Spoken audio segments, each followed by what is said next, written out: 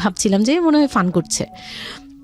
আমি ওর সাথে আবার কতক্ষণ চিল্লাচিল্লি যাই উল্টাপাল্টা কথা বলিস কেন এই সেই আমি নিস তাহলে মানে এই ধরনের একটা বলছে যে এটা আজকের রাতের কোনো চিল্লাচিল্লি করা যাবে না। তো আমিও চুপ করে, আমার কাছে মনে হচ্ছিল কেউ আমাকে ছুরি দিয়ে আঘাত করে। আমার খালাতো ভাই উনি আসছে, তো অনেক দিন পর আর কি আসছে।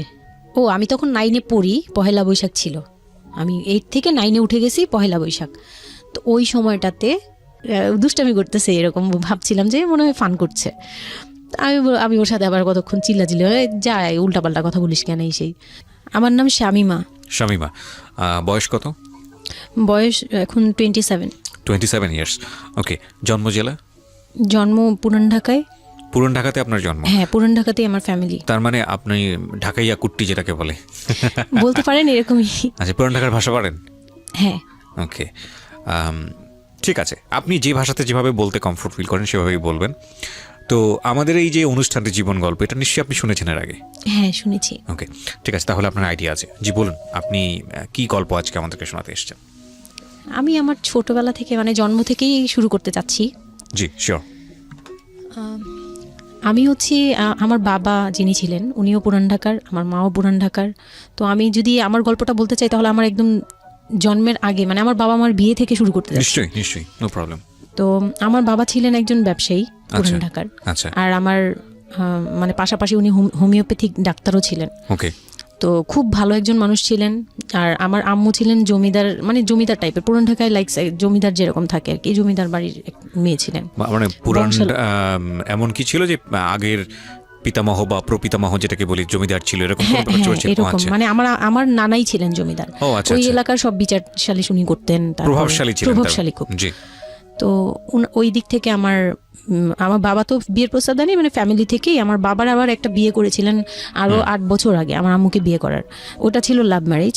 তো আব্বু আর ওই বড় আম্মু একসাথে পড়াশোনা করতেন, ওই দিক থেকে দুইজন পরিচয় হয়ে বিয়ে হয়েছিল। কিন্তু 1.5 বছর পরে আমার ওই বড় আম্মু মারা যায়, অসুস্থ হয়ে মারা যান।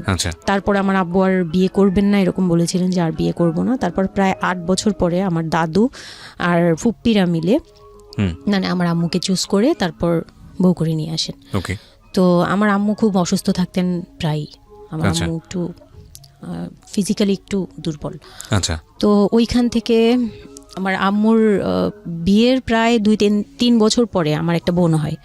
সেই বোনটা মারা যায় 6 মাসের মাথায়, আমার বোনটা মারা যায়। বোনটা মারা যাওয়ার পরে আমার আরেকটা কথা আমি এখানে ভুলে গেছি, যে আমার যে ফার্স্ট মা ছিলেন, মানে বড় মা, আমার আব্বুর যে রিলেশন ছিল, ওইখানে একটা মেয়ে হয়েছিল। ওই মেয়েটার প্রায় 6 মাসের মাথায় মানে পেট খারাপ করে অসুস্থ হয়ে মারা যায়। তো তার পরপরই আমার বড় মাও মারা যায়। তো ওইখানে হচ্ছে আমার ওই বাচ্চাটা ছিল মেয়ে বাচ্চা।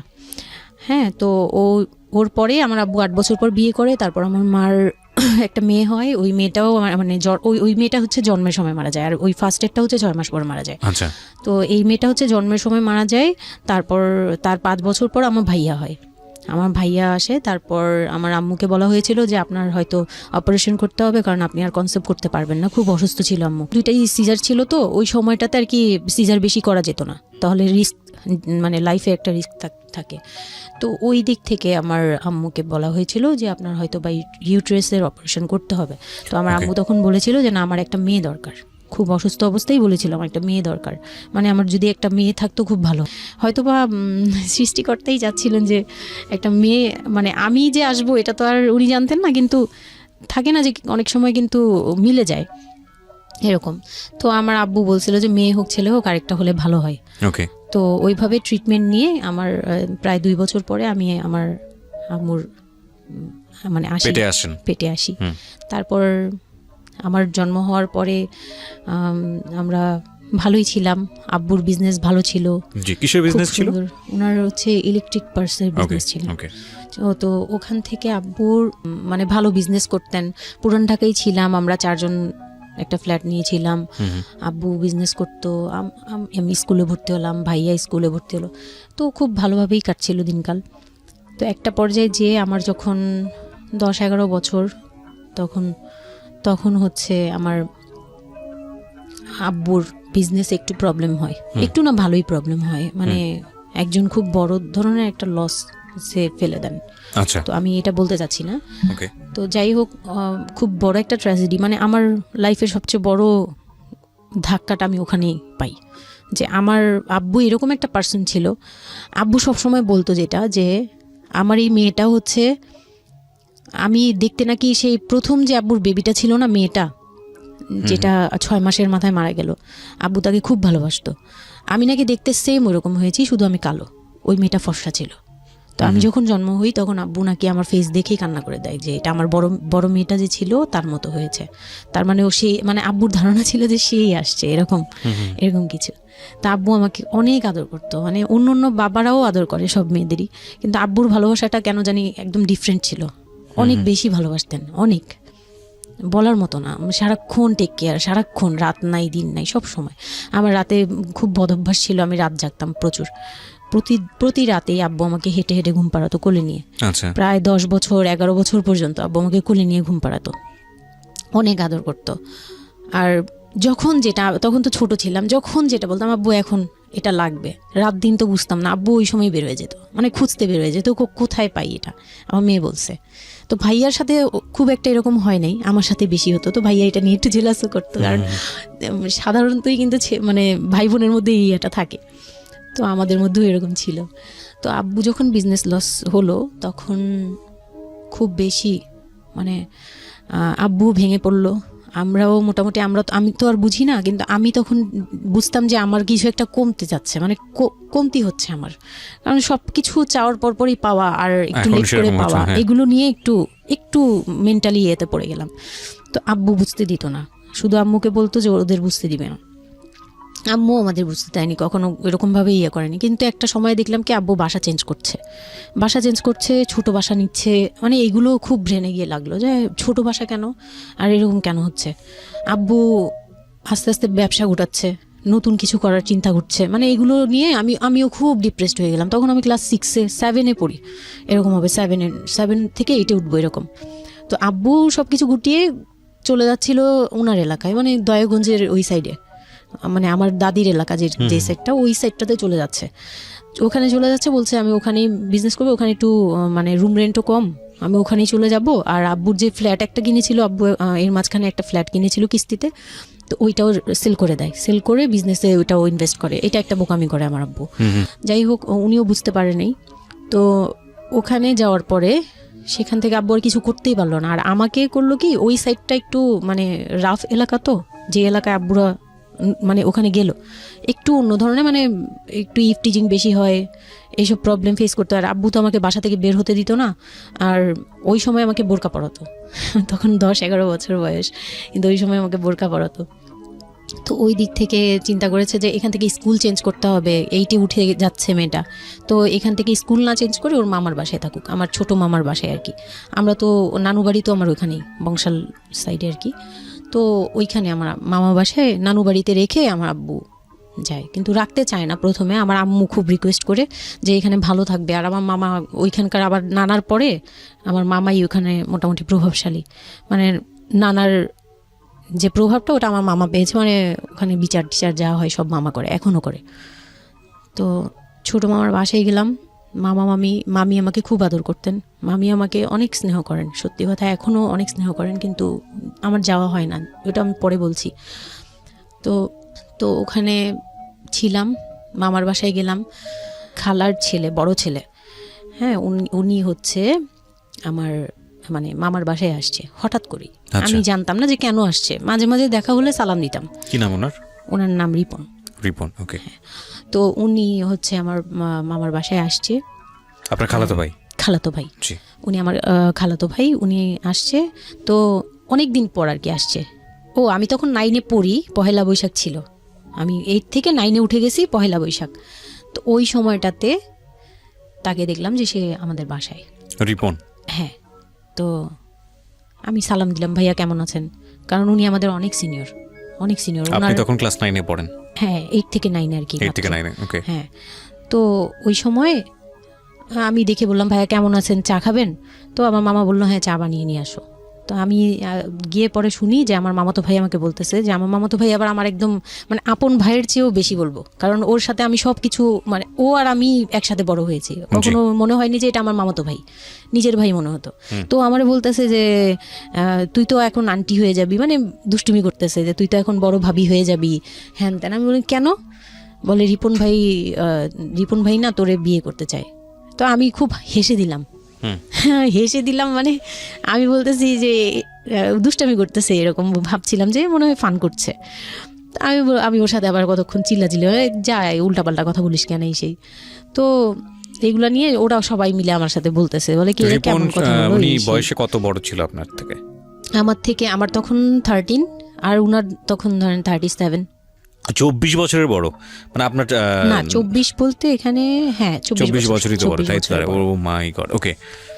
তো উনি তখন, আমি ভাবতেই পারিনি যে এই লোকটার সাথে আমার বিয়ে দিবে সবাই, মানে ও বললে তো এটা পাগলামি মনে করার কথা, যে এটা একটা পাগলামি, এটা কেমন কথা ক্লাস 9 এ পড়া যে উনি যদি মানে লিগ্যাল বয়সে বিয়ে করতে হয় তো আমার সমান একটা বাচ্চাই থাকতো। হ্যাঁ, তা আমি না ভাবতেই পারিনি তখন। তারপরেও না আমি চুপ হয়ে গেছি, আমি এই ব্যাপারে ডিসিশন দেওয়ার মতো বয়স আমার ছিল না, জ্ঞানও ছিল না। তো হুট করে আমার মামা মামি আমাকে জিজ্ঞেস করারও প্রয়োজন বোধ করেনি বা জানানোরও প্রয়োজন, কি কারণে জানি না, তবে ওনারাই ডিসিশন নিয়ে বলল যে আমার আব্বু আম্মুকে জানালো, আমার মেঝু খালা যে মানে আমার আম্মুর ইমিডিয়েট বড় যে, ওনাকে আমার আব্বু আম্মুর কাছে পাঠায়। আর আমার আব্বু আম্মু তখন থাকে হচ্ছে তারই আমার এক ফুপির বাসায়, বাসা ভাড়া নিয়ে থাকে আর কি। তো ফুপির বাসায় থাকে, ফুপির নিজের বাসা, তো ওখানে থাকে। তো আব্বুর কাছে পাঠায়, তখন আমিও যাই ওই বাসায়। তো আমি তো আর জানি না এই কথা বলতে আসবে। আমি আবার ভাইয়ার সাথে বসে বসে গল্প করতে থাকি, ভাইয়া ছিল, ফুফাতো বোন ছিল, আমরা একসাথে গল্প করতে থাকি। তো হঠাৎ করে শুনি যে একটু মানে আমার খালা খুব জোরে সোরে বলতেছে, মানে চিল্লাচিল্লি করে বলতেছে যে যদি এই বিয়ে না হয় তাহলে আমাদের সাথে তোদের কোনো কন্ট্যাক্ট নেই, আজকে থেকেই বন্ধ। আচ্ছা, হ্যাঁ, এই বিয়ে হতেই হবে।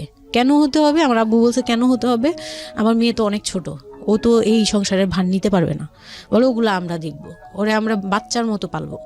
মানে উনি বলতেছে আমি দায়ভার নিলাম, আমি সবকিছু নিলাম, এইভাবে বলতেছে আমি সবকিছু দেখবো, এগুলা নিয়ে কোনো টেনশনের কিছু নাই, নিজেদের মানুষ, এর চেয়ে ভালো কোনো অফার কোনো দিন পাবা না, মানে এর চেয়ে ভালো কোনো প্রস্তাব আসবে না, এই না সেই না, সেই অনেক কিছু বলতেছে। বৌমুকে কনভিন্স করতেছে যে এইটা যদি তোমরা হাতছাড়া করো তাহলে আর কখনো মেয়ের জন্য ভালো কিছু পাবা না, আর আমাদের সাপোর্ট তো জীবনেও পাবা না, তোমাদের একটা সাইড পুরো বন্ধ হয়ে যাবে, মানে আমাদের সাথে তোমাদের একদম রিলেশন শেষ, তোমাদের মেয়ে এখনই রেখে যাব, তোমরা কি করবা করো। তো আমার আব্বু ওই দিক থেকে একটু দুর্বল ছিল, পরে আমি এটা শুনে কান্না করে দিছি, মানে সাথে সাথে কান্না করে দিছি।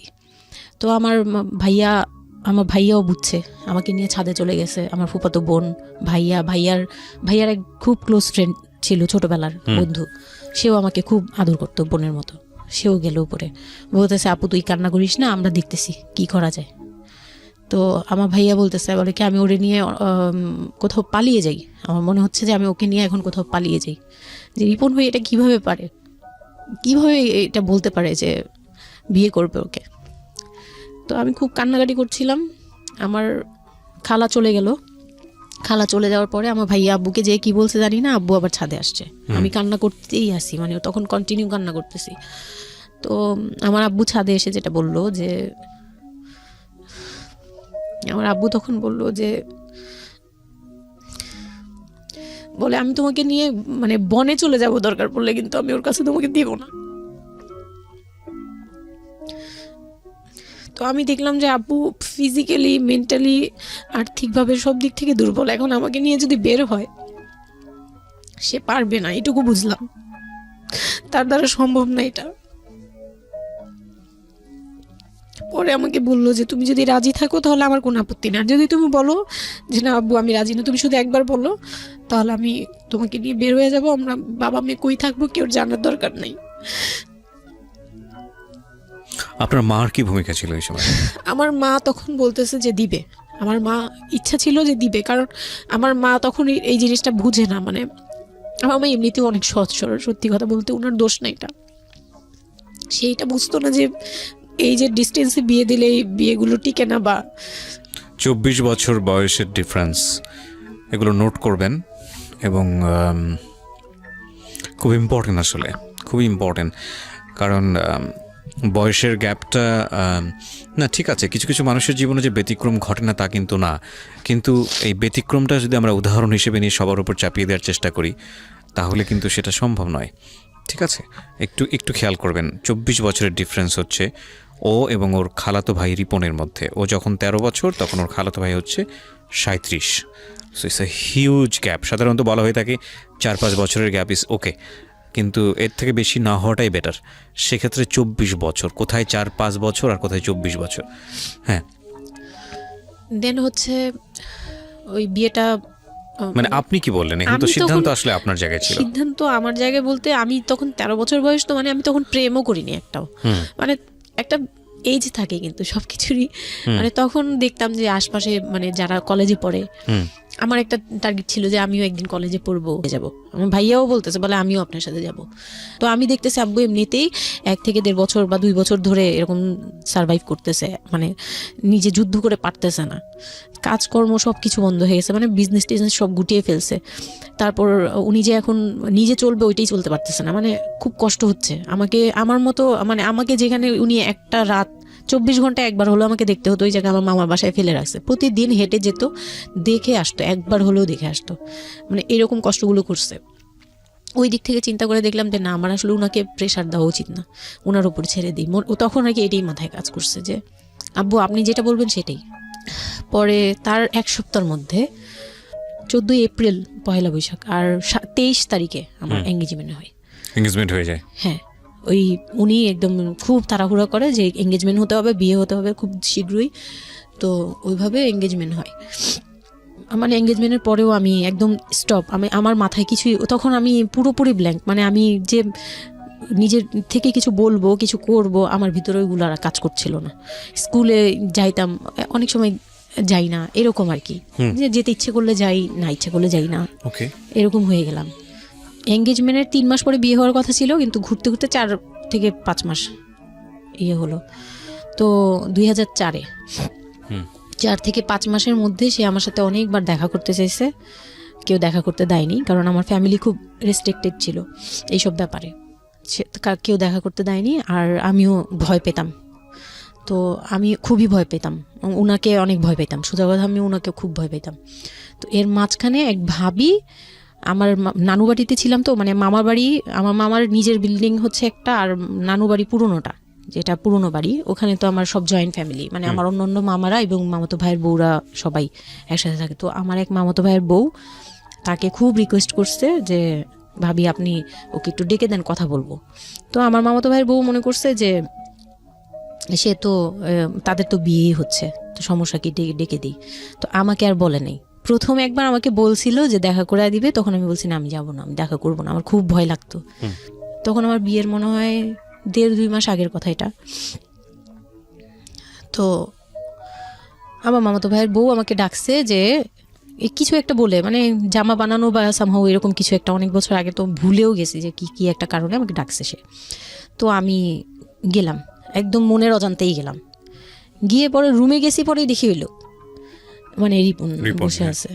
তো বসে আছে দেখে না আমার একদম খুব একটা আঘাত লাগলো যে এই ভাবি আমাকে এইভাবে নিয়ে আসলো। আর ভাবি তো মজা করে, মানে ওনারও দোষ না, উনি ভাবতেছে যে নতুন বিয়ে হবে, ওদেরকে একসাথে করিয়ে সেই। তো উনি বললো কি আচ্ছা তোরা বস, আমি চা নিয়ে আসি, এরকম বলে উঠে গেল না। আমার আরও ভয় লেগে গেছে। আর তখন আমি গিয়ে দেখতে পারলাম যে ওই লোকটার আচরণ খুবই খারাপ। মানে আমার কাছে তখন মনে হয়েছে যে কেন মনে হলো এটা, কেন মনে হলো, হুট করে ভাবি যখন গেল, সে সাথে সাথে আমার পাশে এসে বসছে এবং আমাকে মানে খুব মানে নোংরাভাবে টাচ করতেছে। তখন আমার বয়স খুব ছোট, তো স্বাভাবিক না এটা আমার কাছে ভালো না লাগার কথাই, কারণ আমি তাকে বড় ভাই জানি।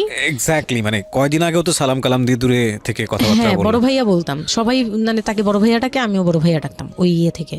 আর সেই লোকটা এসে আমাকে মানে খুব অপ্রীতিকর ভাবে জড়িয়ে ধরতেছে, তারপর জড়াজড়ি করতেছে, মানে খুব ঘেন্না লেগে গেল।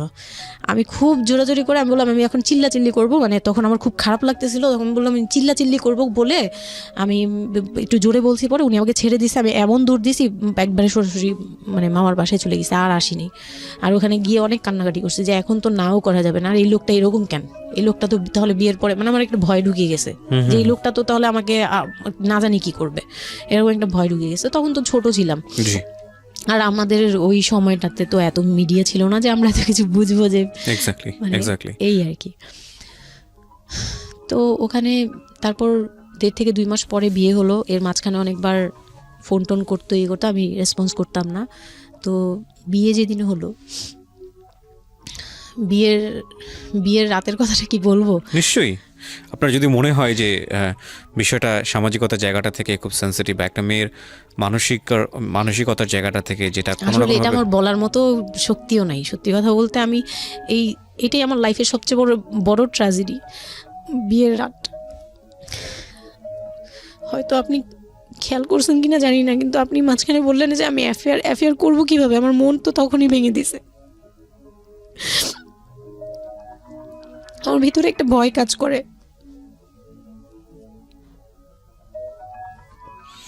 কি হয়েছিল আমি জানি, আপনি খুব সুন্দর করে বলছেন গল্প, আপনি আপনার মতো করেই বলবেন, আমরা আসলে মূল মেসেজটাই পেতে চাই। লোকটা হচ্ছে সামাজিকভাবে সবার কাছে খুব ভালো, সবার কাছে ভালো বলতে মানে গলিতে বা এলাকায় কিছু করে না, সেই এলাকায় খুব ভালো ব্যবসা করে, খুব সহজ সরলভাবে দোকানে যাচ্ছে, আসতেছে, খাচ্ছে, ঘুমাচ্ছে, নর্মাল। আমার সাথে যেদিন বিয়ে হলো সেদিন খুব বৃষ্টি। তো আমার তো ওই একদিনে আমার ভাবির রুমে, ওই দিনে আমি তার রূপ দেখে ফেলছি। তো তখন থেকে আমার তাকে দেখলে মানে গা শিউরে উঠতো, যে মনে হতো যে ভয়ঙ্কর একটা কিছু করবে।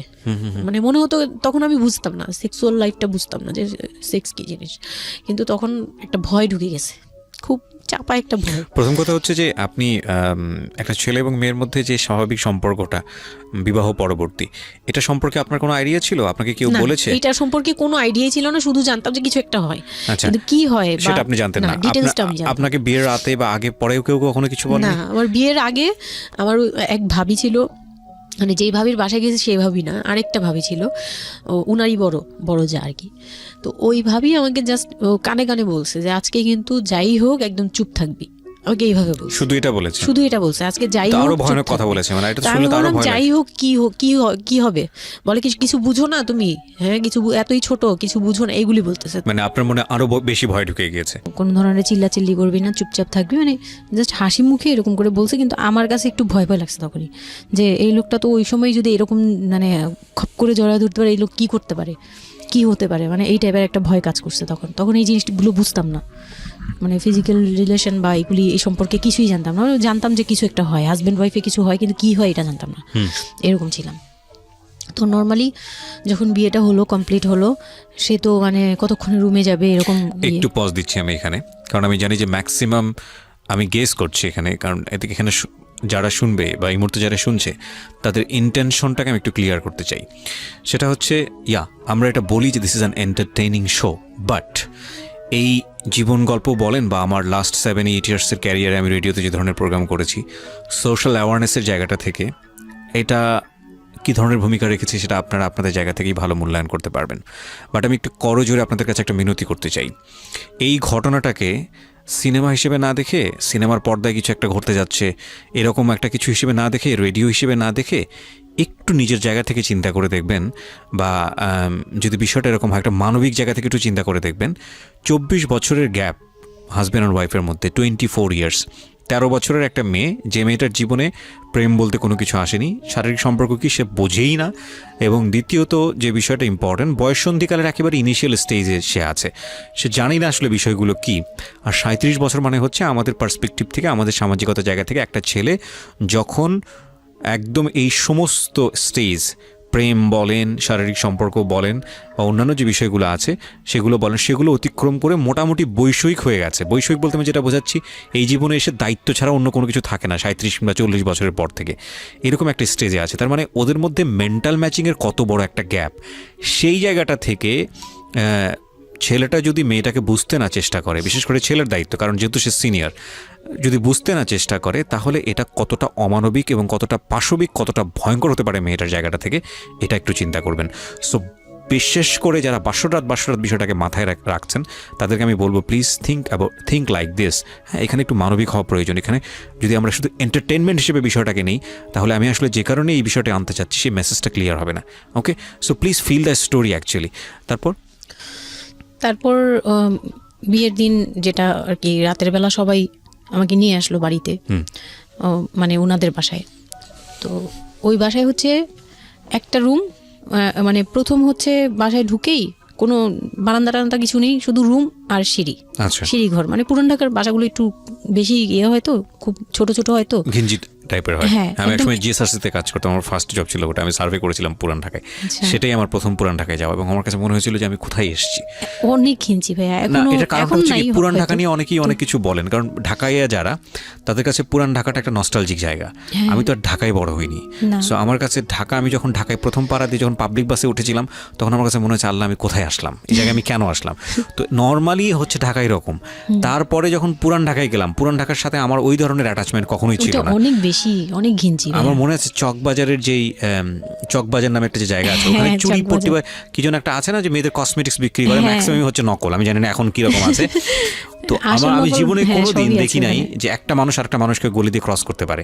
এবং ইন্টারেস্টিং বিষয় হচ্ছে, এখানে তো মেয়েরা ঢোকেই না, এবং ওর ঢোকার পরে ওপরে ছাদ, মানে এমনভাবে বিল্ডিংটা, অনেকগুলো বিল্ডিং মিলে ওই এলাকাটা, ওখানে আকাশ দেখা যায় না, মানে এরকম একটা অবস্থা যে একজন আরেকজনকে ক্রস করতে খুব ভয়ানক, মানে রীতিমতো ভয়ানক অবস্থা। আর আমি সার্ভে করেছিলাম, যেহেতু আমি বিল্ডিংগুলো সার্ভে করতাম, মানে অনেক, আমি একদম ইউনিভার্সিটিতে অনার্স দিয়ে, না অনার্সের থার্ড ইয়ার বা সেকেন্ড ইয়ারে থাকা অবস্থার ঘটনা এটা, আমি সার্ভে করেছিলাম বিল্ডিংগুলো। তো সেই সময় ওই সময়টাতে আমার একটু জানা হয়েছে আর কি।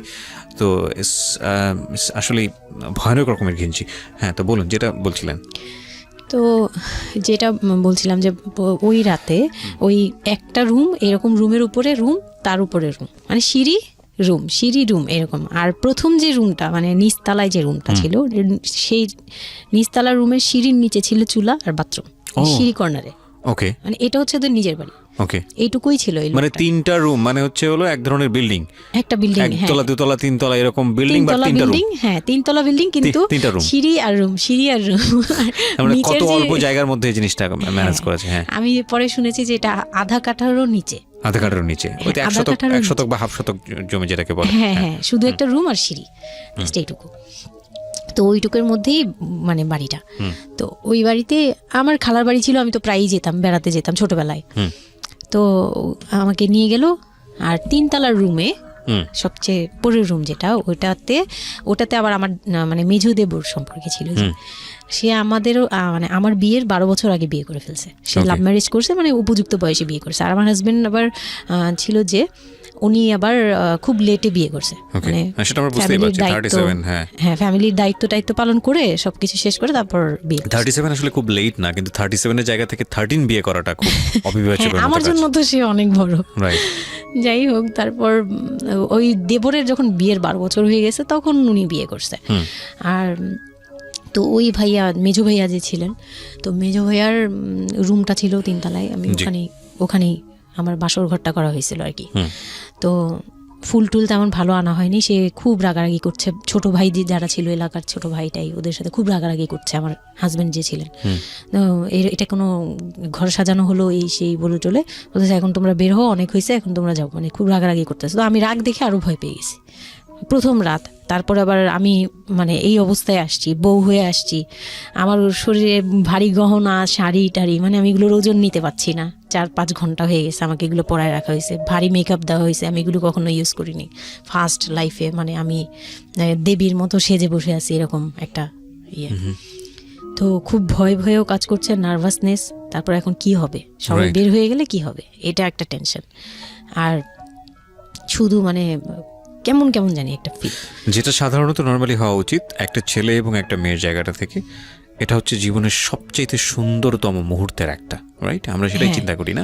একটা মেয়ের জীবনে স্বপ্ন থাকে তার একটা বাসরাত কিংবা ফুলসজ্জার রাত, আমরা যেটাই বলি সেটা নিয়ে। একটা ছেলের জীবনেও নিশ্চয়ই থাকে, এবং সেটা চমৎকার হয়ে সারা জীবন স্মৃতি হয়ে থাকুক, এরকম কিছু একটা থাকে।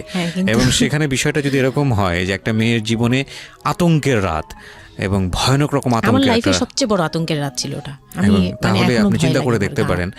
এবং সেটাকে যারা আজকে এই রেডিও যারা শুনে, যারা এটাকে এন্টারটেনমেন্ট হিসেবে নিচ্ছেন, তাদের জায়গা থেকে আমি বলতে পারি যে এখানে নিজেরও কিন্তু একটা পরিচয়ের বিষয় আছে। হ্যাঁ, মানে নিজের পরিচয়টা নিজের কাছে কি দিচ্ছেন একটু চিন্তা করে দেখেন। ঘটনার ভেতরে ঢোকার চেষ্টা করুন, এই মেয়েটার মানবিক অনুভূতিটাকে জানার চেষ্টা করুন, অন্য কিছু নয় প্লিজ। কজ আমরা আমাদের সামাজিকতার জায়গাটা থেকে মেয়েদের এই বিষয়গুলোকে উইথড্র করে বা না ভেবে তাদেরকে কখনো কখনো সারা জীবনটা ধ্বংসের দিকে ঠেলে দিই। হয়তো মেয়েটার ক্ষেত্রে এরকমই কিছু হয়েছে, আমরা একটু সামনের দিকে আগাবো। জি, তারপর উনি আমাকে, আমি তখন শাড়ি টাড়ি পরা, গহনা পরা, তো খুব নর্মালি সবাই চলে গেল পরে খুব নর্মালি আমাকে বলতেছে যে ড্রেসটা চেঞ্জ করো, শাড়িটা চেঞ্জ করো, গহনাটা চেঞ্জ করো। তো আমি আমার লাগেজ থেকে একটা 3 পিস নিলাম, ওই 3 পিসটা নিয়ে ওয়াশরুমে চলে গেলাম। ওয়াশরুম বলতে ওই যে উপরের রুমেই একটা ওয়াশরুম আছে, আর নিচের রুমে, মানে উপরের রুমে তো আর সিঁড়ি ঘর নাই, সিঁড়ি ঘরটাতেই একটা ওয়াশরুম ছিল, ছোট্ট একটা টয়লেট ছিল। ওইটাতে গিয়ে আমি চেঞ্জ করলাম খুব কষ্টে, চেঞ্জ করে তারপর মুখের মেকআপ টেকআপ এগুলো ওয়াশ করে আসলাম। তারপর আসার পরে উনি বলতেছে উজু করে আসো। হ্যাঁ, তো আমি উজু করলাম, উনি উজু করছে করে, মানে প্রথম রাতে নাকি নামাজ পড়তে হয় সবাই বলে দিছে, তো ওই নামাজ পড়লো আমাকে নিয়ে। নামাজ পড়ার পরে বেডে গেলাম, মানে আমি বিছানায় যে বসলাম, খুব ভয়ে ভয়ে আছি যে কি বলবে কি করবে জানি না। তো উনি আমার পাশে এসে বসে আমাকে ফার্স্ট কথা যেটা বললো, মানে এইটাই ফার্স্ট কথা ছিল যে আমি তো ওই ফ্যামিলির বড় ছেলে, আর তুমি তো আমাদের ফ্যামিলির সবাইকেই চিনো জানো, তোমার তো আর চেনা জানার দরকার নেই। আর তখন ওনার মা মারা গেছে 3-4 বছর, মানে 3 বছর হবে এরকম, 3 থেকে 4 বছর এরকম হবে। বলে আমার মা মারা যাওয়ার পরে আমি এখন সংসার দেখি, আমার হয়ে আমার মার জায়গাতে এখন তুমি। এটা শোনার পর আমার কাছে মনে হলো আস্ত একটা বাড়ি আমার মাথার উপর পড়লো। এটা আমি যেখানে নিজের, এটাও একটা বিষয়। ওই কথাটা কিন্তু খুব সুন্দর বলেছে, মানে ওর 37 ইয়ার্সের জায়গাটা থেকে এটা খুব সুন্দর একটা কথা। কিন্তু কথা হচ্ছে 13 বছরের একটা মেয়ে কেন এটা বুঝতে যাবে? ও কিন্তু এটাই বুঝেছে যে এই এত 3 তলা একটা বাড়ি, 3 রুমের একটা বাড়ি ওর মাথার উপরে দিয়ে দেওয়া হলো। দেখুন, এই জিনিসটাই আমি আপনাদেরকে বোঝানোর চেষ্টা করছি যে আসলে সব কিছুর একটা বয়স থাকে। হ্যাঁ, এবং ছেলেটার জায়গা থেকে কিন্তু খুব সুন্দর নামাজ পড়েছে, বসছে, এখন পর্যন্ত আমাদের কাছে ভালোই লাগছে শুনতে। কিন্তু এটা আসলেই কেউ বুঝতে চাইবে? 13 বছরের মেয়েটাকে এই জিনিসটা বুঝতে চাইবে? এইটা বোঝাটা জরুরি ছিল। হ্যাঁ, তারপর উনি যেটা বলছে যে আমার ভাই বোন আছে, সবাই আমার ছোট, কিন্তু আমার তো প্রায় 10-12 বছরের বড়। ওনার যে 10-12 বছরের ছোট, সে আমার 12-13 বছরের বড়। মানে তাকে আমি ছোটবেলা থেকে এইভাবে দেখে অভ্যস্ত। তো এইগুলো চিন্তা ভাবনা, মানে ওই সময় তো আর এত কিছু কিন্তু ওনার ছোট ভাই বোন এগুলা, মানে ওনার কাছে তো এগুলো বাচ্চা এখনো, আর আমার কাছে তারা অনেক বড়। আমি তাদেরকে কি টেক কেয়ার করবো, তারা আমাকে করবে, মানে আমার এরকম একটা বিষয়টা তাই। হ্যাঁ, তো আমি চুপ হয়ে শুধু শুনছিলাম, ও আচ্ছা, মানে আমি কিছু বলার মতো ভাষাও পাচ্ছি না, বা আমি কি বলবো, আমার এখানে ডায়লগই কি ছিল, মানে আমি এরকম মনে হচ্ছে যে কেউ আমাকে একটা স্ক্রিপ্ট ধরাই দিত, আমি একটু দেখে বলতাম, আমাকে কেউ কিছু বলেও না, এই লোক কি বলতেছে। তো যাই হোক, এই কথাটার পরে মানে যখন উনি এটা বলার পরে বলতেছে যে তুমি, আমাদের একটা মানে রুলস আছে, বিয়ের পরে নাকি বাসর ঘরে নাকি কিছু দেয়, হাজব্যান্ড ওয়াইফকে কিছু দেয়, তারপর নাকি টাচ করে, এরকম কিছু একটা। তো আমাকে বলতেছে যে তোমার কি আমার উপর কোনো দাবি আছে, মানে এইগুলো আমি জানতাম না, এগুলো আমি অনেক পরে গিয়ে শুনছি, এগুলো অনেক পরে গিয়ে জানছি যে এই সময় নাকি কিছু চাইতে হয়, মানে এই সময় যা চাইবে তাই দিতে হবে, এরকম কিছু একটা। তো এটাও আমাকে কেউ বলে দেয়নি। আমি এই সময় একটা লসে পড়ে গেলাম না, মানে এরকম মনে হচ্ছে এখন আর কি। তখন আমাকে এটা কেউ বলে নাই। বাই দ্য ওয়ে, আমরা যার গল্প আজকে এখানে শুনছি উনি হচ্ছেন শামীমা। ওনাকে যদি আপনারা দেখতে চান, আমাদের যিনি আজকে গেস্ট, আমরা একটা ছবি দিয়ে দিয়েছি আমার ফেসবুক পেজে, আমার পার্সোনাল পেজটাতে, www.facebook.com/kibriya.rj। আমি আবারও বলছি, www.facebook.com/KEBRIA.RJ। পেজটি আছে আরজি কিবরিয়া নামে। লাইক দিতে ভুল করবেন না, অবশ্যই লাইক দেবেন। আমরা ছবিটা একটু পরে সরিয়ে নেব, সুতরাং যারা দেখতে চান ওখানে গিয়ে আপনারা নক করতে পারেন। হ্যাঁ, যেখানটা ছিলাম আমরা। তো আমি বললাম যে না, আমি জানতাম না দাবি জিনিসটা কি। তো না বলার পরেই সে তো মানে আমার কাছে খুবই, মানে এই কথাগুলো বলতে আমি বলতে পারবো না। ঠিক আছে, বলার দরকার নেই, আমরা সিচুয়েশনটা বুঝতে যাচ্ছি যে ওইটা আমার ফার্স্ট নাইট ছিল, আর আমি ওগুলা মানে ওই ফিজিক্যাল ব্যাপারগুলো আমি বুঝতাম না, ওই সময়টাতে বোঝার কথাও না, বুঝতামও না, একদমই বুঝতাম না যে এই হয়। তো যখন উনি শুরু করলো, শুরু থেকে শেষ পর্যন্ত মানে খুব অল্প সময়ের মধ্যে খুব অমানবিকভাবে, মানে এটা এখন বর্তমানে যদি আমি কল্পনা করতে যাই, তাহলে এটা একমাত্র পারে রেপিস্টরাই পারবে এটা রেপ ছাড়া কিছুই ছিল না, না মেনে নিস তাহলে মানে মানে এই ধরনের একটা বলছে যে এটা আজকের রাতের কোনো চিল্লাচিল্লি করা যাবে না। তো আমিও চুপ করে, আমার কাছে মনে হচ্ছিল কেউ আমাকে ছুরি দিয়ে আঘাত করতেছে, মানে মনে হচ্ছিল যে কেউ আমাকে ছুরি দিয়ে আঘাত করতেছে, আর আমি ব্লাড দিয়ে পুরো মানে আমার শরীরে সব ব্লাড বের হয়ে যাচ্ছে। আমার এরকম মনে হচ্ছে যে আমার শরীর থেকে সব ব্লাড বের হয়ে যাচ্ছে, আমি মানে গরু কাটলে যেরকম ইয়ে করে না, আমি এরকম কাঁপতেছি, ওরকম কাঁপতেছি। কিন্তু সে তার কাজ করলো। আমি খুব অবাক হয়েছি যে আমি উঠে বসতে পারতেছিলাম না, সে আমাকে টান দিয়ে উঠে বসাইছে, বসায় বলতেছে ওয়াশরুমে যাও। আমি ওয়াশরুমে কীভাবে গেছি আমি জানি না, আমি খুব ধরে ধরে খুব মানে খুব কষ্টে কাঁপতে কাঁপতে ওয়াশরুমে গেলাম, ফ্রেশ হয়ে আসলাম। আসার পর আমি খুব কষ্টে যে আমি যখন বিছানায় মানে ঘুমাতে যাব তখন আবার মাই গুডনেস এরকম করে সে সারা রাতে মানে রাত 3টা থেকে ভোর সকাল 8টা পর্যন্ত 4বার আমার সাথে এইরকম করলো। আমি আর সকালে উঠতে পারি না, মানে আমি উঠে বসতে পারি না। তারপর 2-3 দিন কি হয়েছে আমার মাথায় নেই, মানে আমি এখন আর এটা বলতে পারবো না, কারণ আমি পুরো সেন্সলেস ছিলাম, আর ওনারে দেখলেই আমার ভয় লাগতো। সে যতবার আসতেছে সামনে। 2-3 দিন আপনি সেন্সলেস অবস্থায় ছিলেন? আমি জানি, মানে আমি সেন্স ছিল, কিন্তু আমি এখন গল্পটা বলতে পারবো না যে এই 2-3 দিনে কি হয়েছে। আচ্ছা আচ্ছা। এই 2-3 দিন আমার বৌভাত হয়েছে, আমাকে পার্লারে নিয়ে যাওয়া হয়েছে, কিন্তু আমি নিস্তব্ধ। আর তখন আমার মানে শারীরিক কন্ডিশন খুব খারাপ, কিন্তু সবাই বুঝতেছিল, কিন্তু কেউ বুঝতে দিচ্ছিল না আমাকে। মানে এভরিবডি অ্যাভয়েড দিস, মানে সবাই জিনিসটাকে অ্যাভয়েড করছে, তারা পার্টিটাকে এনজয় করছে। এটা শুধু আপনার ফ্যামিলির সমস্যা না, এটা আমাদের পুরো সমাজেরই সমস্যা। এটা সমাজটাই অ্যাভয়েড করে। এবং আমার মনে আছে I face huge difficulty for the first time যখন আমি রেডিওতে এই ধরনের একটা, আমি নট আজকেই না প্রথম, আমি এটা আগে বিষয়গুলো খুব চ্যালেঞ্জ জায়গা থেকে আমি প্রচার করার চেষ্টা করেছিলাম। অ্যান্ড আই ফেস, এগুলো হয়তো আমার লিসনাররা কখনোই জানে না, আই ফেস হিউজ ডিফিকাল্টিস।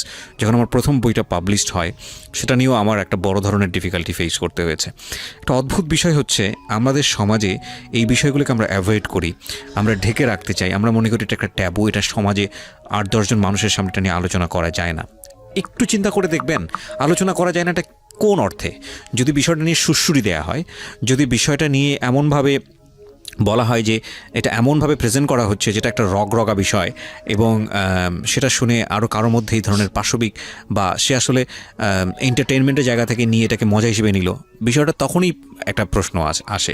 কিন্তু যদি বিষয়টা লেসনের জায়গা থেকে আসে, একটা সামাজিক শিক্ষার জায়গা থেকে আসে, যে একটা পুরুষ সে 37 বছর বয়স, সেটা আমিও হতে পারি, আপনিও হতে পারি, বা যে ছেলেটা ওনার জীবনে এসছে সে তো হয়েছেই, যে তারা যেন কখনো এরকম অমানবিক না হয়। এবং নট অনলি দিস, একটা মেয়ে যখন 13 বছরে থাকে তাকে পরিবারের এত বড় সাপোর্টের জায়গা থেকে বাবা এত ভালোবাসতো, তার জায়গাটা থেকেও কোনো একটা সাময়িক সমস্যার সমাধান করবার জন্য বা যাই হোক না কেন শেষ পর্যন্ত যে রাজি হয়েছে, এরকম এক ধরনের এটা তো জবাই করা আমি বলবো, যে একটা মেয়েকে শুধু শারীরিকভাবে হয়তো সে যেই প্রবলেমটা ফেস করেছে ওই রাতে সেটা হয়তো সে ধীরে ধীরে রিকভার করবে, কিন্তু সারা জীবনের জন্যে সে যে মেন্টালি ওই জিনিসটাকে ভয়ানক রকমভাবে একটা বাজে জায়গায় বাজেভাবে চিন্তা করা শুরু করলো মানুষের জৈবিক চাহিদার জায়গাটাতে, এটা তো একটা মানুষের থিঙ্কিংটাকে জবাই করে দেয়া, তাই না? এবং এইটা কত ভয়ানক রকমের অপরাধ, কত ভয়ানক রকমের ভুল। এবং আমাদের এই জায়গাটাতে আমাদের অনেক বেশি পরিমাণে বড় যারা আছি, সিনিয়র যারা আছি, তাদের বোঝা উচিত। প্রথম কথা হচ্ছে লিগেলি যদি আমি বলি তাহলে বিয়েটা বৈধ ছিল না, কারণ সরকার কিন্তু আমরা যতদূর জানি যে 18 নিচে বিয়ে দেওয়াকে পারমিট করে না। দ্বিতীয় কথা হচ্ছে যে মানসিকভাবে সে পরিপক্ক ছিল না। তৃতীয় কথা হচ্ছে যে যদিও বা বিয়েটা হলো তাহলে তাকে যে একটি প্রপার এডুকেশন দেয়া, যে এই বিষয়টা হচ্ছে এরকম, প্রপারভাবে বড় করা, প্রপারভাবে নার্সার করা, সেটার মারাত্মক রকমের অভাব ছিল। ঘটনা এখানে শেষ হয়ে যায় নাই, ঘটনা কিন্তু এখানে শুরু হলো। কারণ বাংলাদেশের অনেক মেয়ের জীবনে এরকম দুর্ধর্ষ রাত আসে এবং এই রাতগুলো সারাটা জীবনের জন্যে তাকে বেদনার স্মৃতি, তাকে সারাটা জীবনের জন্য একটা ভয়ঙ্কর রকমের মোমেন্টের মধ্য দিয়ে নিয়ে যায়।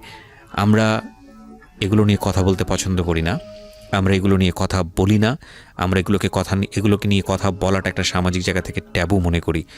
এই ট্যাবুর ধাক্কায় কত কত মেয়ের জীবন, কত কত মানুষের জীবন, কত কত সংসার জীবন নরকে পরিণত হয়েছে, সে খবর অনেকেই আমরা রাখি না, রাখার প্রয়োজন মনে করি না। But this is a very important issue, that's why I am discussing on this.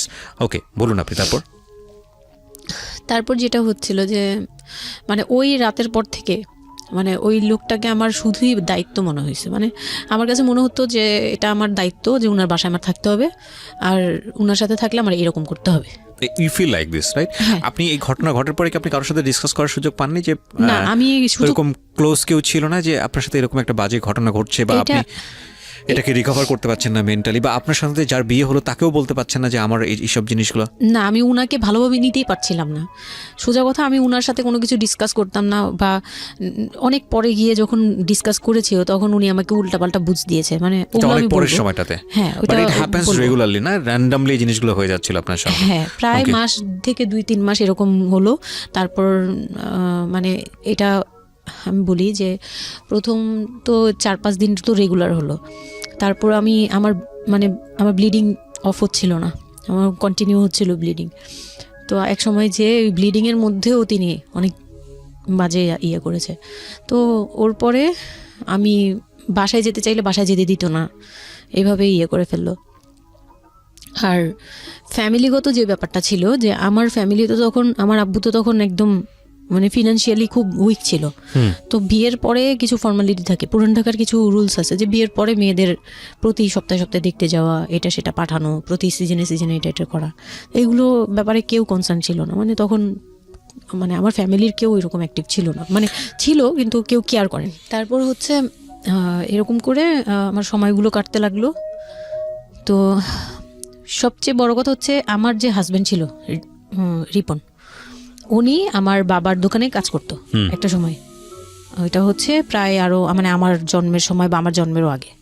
হ্যাঁ, তখন নতুন নতুন আর কি কাজ শেখার জন্য আমার আব্বুর দোকানে ঢুকছে এরকম। তো আমার আব্বু তাকে ক্যাশ বুঝিয়ে দিয়েছিলেন নাকি, তখন নাকি ক্যাশ দিত। তো আমি একটু যখন 2-3 বছরের, তখন উনি দোকান থেকে বের হয়ে নিজে ব্যবসা দিয়েছে, ওখান থেকে তিনি ইমপ্রুভ করছে। তো ওখান থেকে শুরু। আর আমাকে যখন বিয়ে দিছে, মানে আমার যখন বিয়ে হয়েছে, তো ওই রিপন যিনি, ওনার উদ্দেশ্য ছিল যে আমি আমার নানু বাড়ির অংশ পাবো, মানে সম্পদ। আমার নানু বাড়ি খুব বিশাল, মানে বললামই তো যে খুব বিরাট একটা অংশ। আর ওনাদের যে অংশটা ছিল সেটা অনেক আগেই নেওয়া হয়ে গেছে। মানে ওনার দাদা বাড়ি যেটাতে ওনারা ছিল 3 রুম, ওই যে ছোট ছোট 3টা রুম উপরে ওই বিল্ডিংটা তোলার পরে আমার মামা ওই অংশটা কেটে রাখছে, মানে আমার মামা রেখে দিয়েছে। আর আমাদের যে অংশটা ছিল তার লোভটা ছিল যে ওই বাড়িতে আমি একটা রুম হলেও পাবো। হ্যাঁ, তো আমার আম্মু তো আর ওটা নেয়নি। তো আমার হাজব্যান্ডের ইয়েটা ছিল, টার্গেটটা ছিল যে ওই বাসায় একটা রুম হলেও পাবে। আর পুরান ঢাকায় একটা রুম মানেই অনেক কিছু, মানে ওখানে তো প্রায় 1 কোটি টাকা দাম কাঠা। তো একটা রুম মানে 1 কাঠা না হোক, আধা কাঠা হোক, 50 লাখ টাকা হোক আমার আসবে, এরকম একটা টার্গেট ছিল তার। তো আর বিয়ের সময় তো অনেক কিছু নিয়ে, মানে গহনা টহনা নিয়ে, ফার্নিচার নিয়ে নানান কথা তো শুনতে হয়েছে, ওগুলাও ফেস করছি। মানে খুব পেইনফুল ছিল ওগুলা, কারণ আমি তখন এত কিছু বুঝি না। আমি তখন মাত্র মানে জামা কাপড় বানাই, ঘুরি ফিরি, খাই দেই, ব্যাস ওই পর্যন্তই। আমি কারো জিনিস নিয়েও মাথা ঘামাই না। ওখানে আমার উপরে প্রেশার আসছে যে আমার ফার্নিচার এমন কেন, আমার গহনা এমন কেন, তুমি বাসায় বলো না কেন, তোমার খাট এখনো আসতেছে না কেন। আমার বিয়ের পর খুব বৃষ্টি ছিল তখন, মানে আমার ফার্নিচার, আমার চাচা ছিল ফার্নিচারের, ওনার বিজনেস। তো আমার চাচার ফ্যাক্টরি থেকেই সবগুলো ফার্নিচার আসবে। তো ওনারা বলতেছে যে জাস্ট একটা কারণেই লেট হচ্ছে, রোদ পাচ্ছি না, রোদ পেলে তারপর কাঠগুলো শুকাবে, তারপরে হ্যাঁ, মানে জয়েন্ট দিলেই এখন এটা ফেটে যাবে, এখন জয়েন্ট দিলে প্রবলেম হবে। এই জিনিসটা ওরা বুঝতেছে না। ওরা বলতেছে কেন দেরি করছে, নাকি ফাঁকিই দিচ্ছে, নানান ধরনের কথা তৈরি করতেছে। আর এই দিক দিয়ে আমি পেইন খাচ্ছি, ওই দিকে এক পেইন, মানে রাতে গিয়ে এক পেইন, দিনের বেলায় পেইন। মানে আমি পুরো মানসিকভাবে, মানে বলে না যে আমি হয়তো বা প্যারালাইজডের মতো হয়ে গেছিলাম, আমার মানসিক ভাবটা। জাস্ট শুনি আর শুনি, কিছু বলতে পারছি না এরকম। আর বাসায় গিয়ে কোনো কিছু বলি না, কারণ আব্বু অসুস্থ। আব্বু মেন্টালি অনেক প্রবলেম। আব্বু যখনই জিজ্ঞেস করে আম্মু তুমি ভালো আছো তো, আমি খালি হাসি দিয়ে বলছি হ্যাঁ। যতবার জিজ্ঞেস করে তুমি খুশি আছো তো, আমি হ্যাঁ। আমি এই একটা কথাই বলছি, হ্যাঁ ভালো আছি। আসলে আমি ভালো ছিলাম না, কিন্তু বুঝতে দেইনি। ওই লোকটার ছোট বোনগুলো আমার সাথে অনেক রাফ বিহেভ করছে।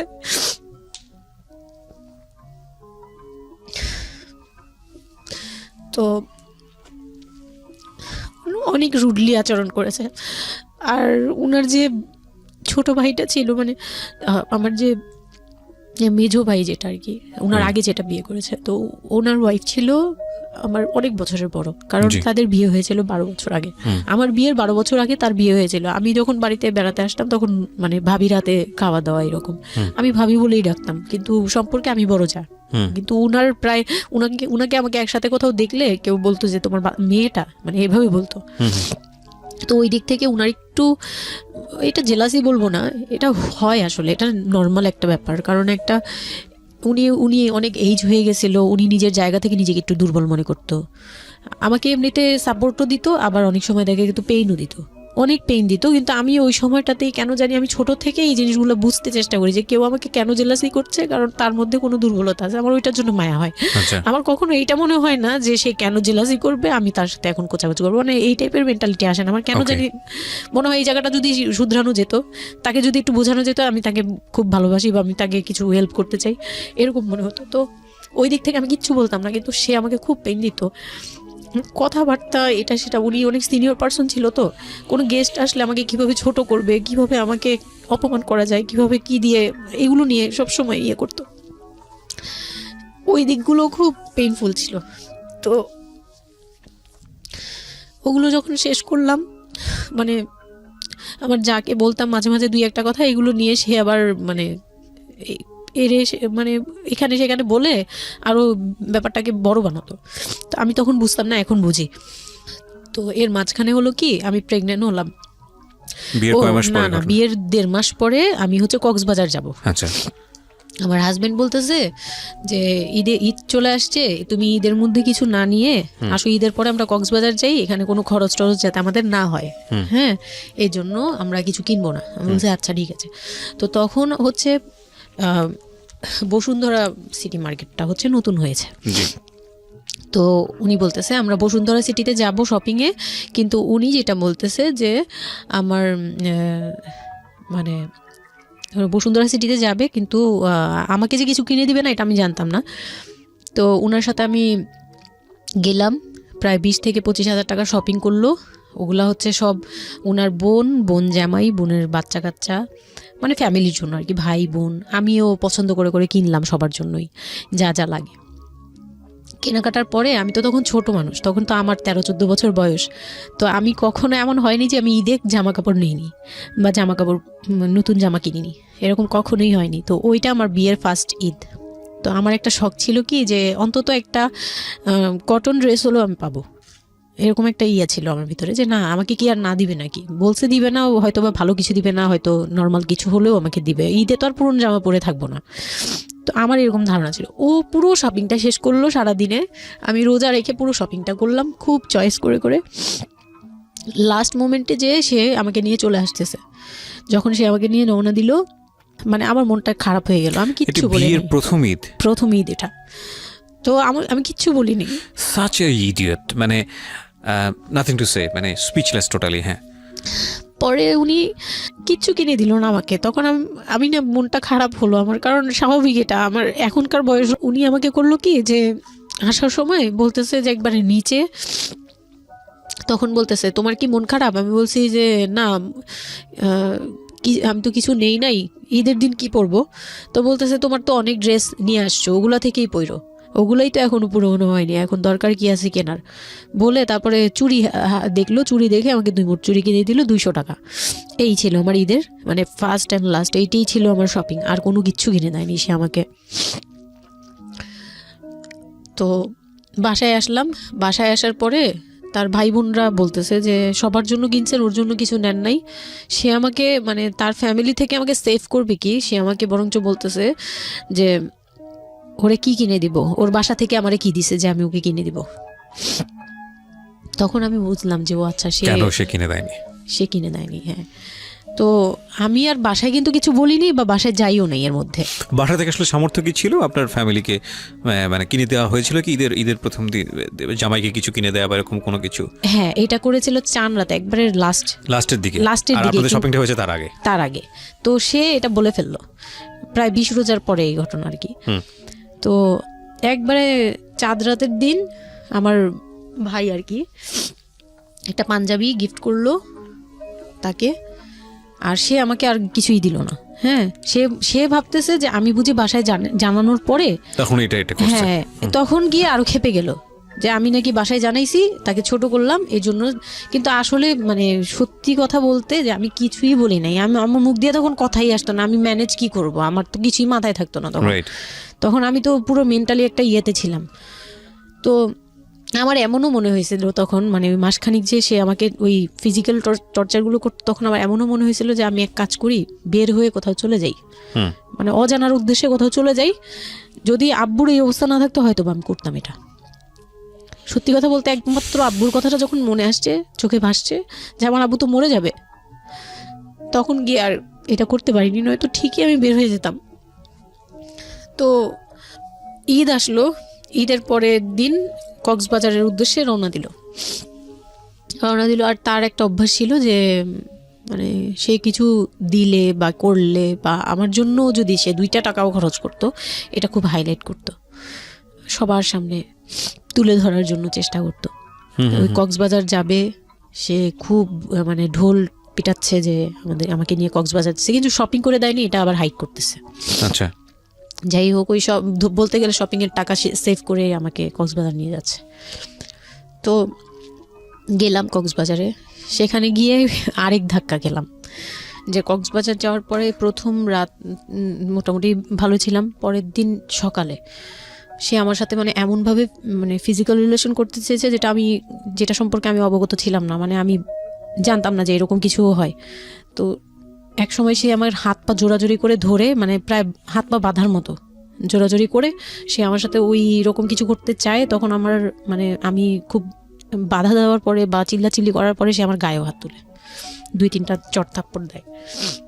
আপনাদের মধ্যে সম্পর্কের জায়গাটা কি আপনি তখনও কি ওনাকে আপনি করে বলতেন? হ্যাঁ, আমি এখনো স্টিল নাও। তার মানে বিষয়টা এরকম হয়ে গেছে যে ওই দূরত্বটা বিয়ের পরে ছিল, এবং সেই দূরত্ব থাকা অবস্থায় ও এই জিনিসগুলো প্র্যাকটিস করে যাচ্ছে ওর মতো করে, এবং সেখানে যখন ও সাকসেসফুল হতে না পারছে তখন সে আপনার গায়ে হাত তুলছে, তাই তো? সেটাই। হ্যাঁ, তারপর আর সবচেয়ে বড় কথা হচ্ছে সে তার জায়গাটা, সে তার চাওয়াগুলো সব পূরণ করতেছে, বাট আমার দিকটা দিচ্ছে না। এবং সে যে শুধু আমার না, মানে সে মানুষটাই এমন, আগে বুঝি নেই, পরে অনেক ধীরে ধীরে গিয়ে পরে বুঝতে পেরেছি যে উনি সম্পূর্ণ সেলফ সেন্টার, মানে নিজের যেটা অধিকার সেটা সে আদায় করে নিবে, তার বাকিগুলো নিয়ে তার কোনো মাথা ব্যথা কি হচ্ছে বা কার কি হচ্ছে এটা দেখার বিষয় না, এটাই মেন্টালিটি। তো এইগুলো করার পরে আমার মানে খুব পেইন হলো, আমার খুব কষ্ট হলো যে আমি কবে ঢাকায় যাব, একটা পেইন। ওটা কি জীবনে প্রথম কক্সবাজার যাওয়া? হ্যাঁ, ওটা আমার লাইফে ফার্স্ট। চিন্তা করে দেখুন, এক ধরনের হানিমুনি বলা চলে ওদের জন্য। হানিমুনি করা হয়েছিল, কিন্তু ওটা আমার জন্য হানিমুন ছিল না, অন্য কিছুই ছিল। আচ্ছা, খুব পেইনফুল ছিল। ওকে, যাই হোক, আমি খুব ভয়ে ছিলাম যে এখানে আমাকে মেরে ফেললেও কেউ জানবে না, এরকম একটা ফিল ছিল আমার ভিতরে। একটা জিনিস চিন্তা করতে পারেন, প্রত্যেকটা মোমেন্ট একটা মানুষ একটা মেয়ের সাথে, একটা ছেলের সঙ্গে বসবাস করছে একটা মেয়ে, এবং তাদের স্পেশাল মোমেন্টসগুলো তার জন্য ভীতির কারণ। সে হয়তোবা তখন এরকম মানে চিন্তা করছে যে এই স্পেশাল মোমেন্টটা যেন না আসে, ওর সঙ্গে স্পেশাল টাইমটা যেন আমি না হয়, রাত যেন না হয়। বিষয়গুলো তো এরকমই ছিল, কারণ ওর জন্য কিন্তু এগুলো অনেক ভয়ানক রকমের টর্চার। হ্যাঁ, তারপর আর আমার সাথে যারা ছিল, মানে ফ্যামিলি তো 2টা গিয়েছি আমরা, মানে আমার হাজবেন্ড আমাকে নিয়ে গেছে, আর হচ্ছে আমার চাচাতো বোনের রিসেন্ট বিয়ে হয়েছিল, চাচাতো বোনের হাজবেন্ড আর চাচাতো বোন, ওরা 2জন গিয়েছে। কিন্তু ওরা ওদের মতো ছিল, আমরা আমাদের মতো ছিলাম, এরকম আর কি। তো ওইভাবে আর আমাদের সাথে ইয়ে করা হয়নি যে একদম সব বিষয়ে ডিটেলস বলা। আর আমার চাচাতো বোন আমার অনেক বড় ছিল, যার কারণে আমি আপুকে বলতাম না, লজ্জা পেতাম। তো ওই দিক থেকে 3 দিন পরে 4 দিনের দিন আমি খুব জেদাজেদি করে, মানে কান্নাকাটি করে চলে আসবো করতেছি, কিন্তু আমাকে কেউ আর জিজ্ঞেস করতেছে না যে কেন। মানে আমার বোন জামাইও বিষয়টা খেয়াল করেনি, আমার বোনও খেয়াল করেনি যে আমি কেন বারবার চলে আসতে যাচ্ছি। হ্যাঁ, এত সুন্দর একটা ওয়েদার, ওরা তো খুব এনজয় করছিল হয়তো বা, মানে আমি তাদের এনজয়মেন্টে বাধা দিলাম, এরকম আর কি। তো খুব কান্নাকাটি করে ওই রাতেই আমি চলে আসবো। আমি বলছি তোমরা সবাই থাকো, আমি চলে যাই, মানে এইভাবে কান্নাকাটি করছি, আমি থাকবোই না, আমি আর একটা রাত এখানে থাকবো না। আমার কাছে মনে হচ্ছে তাও এলাকার ভিতরে তো থাকবো, যাই হোক, কিন্তু এখন তো আমি বাইরে আছি, অনেক দূরে। আমার কাছে এরকম মনে হচ্ছিল যে আমি যদি মরে যাই, আমি যদি যে কোনো সময় মারা যাবো, এরকম মনে হচ্ছিল। তো আমি ওই সময় বলাতে ওরা সবাই মিলে চলে আসছে, সবার মন খারাপ যে আমার জন্য চলে আসতে হলো তাদের। তো ঢাকায় আসলাম। ঢাকায় আসার পরে ঈদের ছুটির শেষে সে তার মতো করে বিজনেস করতেছে, আমি আমার মতো ঘরে ছিলাম। 2-3 মাস গেল, কোরবানি ঈদ আসলো, প্রথম কোরবানি ঈদ। কোরবানি ঈদের সময় যেটা হলো সেটা হচ্ছে আমার মামার বাসা থেকে মাংস, মানে কোরবানি ঈদের যে মাংসটা পাঠায়, পুরান ঢাকার একটা ইয়ে আছে যে নতুন বিয়ে হলে বাবার বাড়ি থেকে রান পাঠানো হয়, একবারে পুরো একটা রান ধরে পাঠিয়ে দেয়, বাবার বাড়ি থেকে মেয়েদের পাঠায়, মানে কোটাকুটি নেই, রানী পাঠিয়ে দিতে হবে, একদম আস্ত পাঠায়। এটা পুরান ঢাকার রেওয়াজি, একবারে যে কয়টা মেয়ে থাকবে ওই কয়টা রান বাসায় যাবে, মানে ওই রানগুলোর কেউ কাটতে পারবে না, একদম আস্ত পা ধরে দিয়ে দিবে একবারে। আচ্ছা আচ্ছা, ইন্টারেস্টিং তো।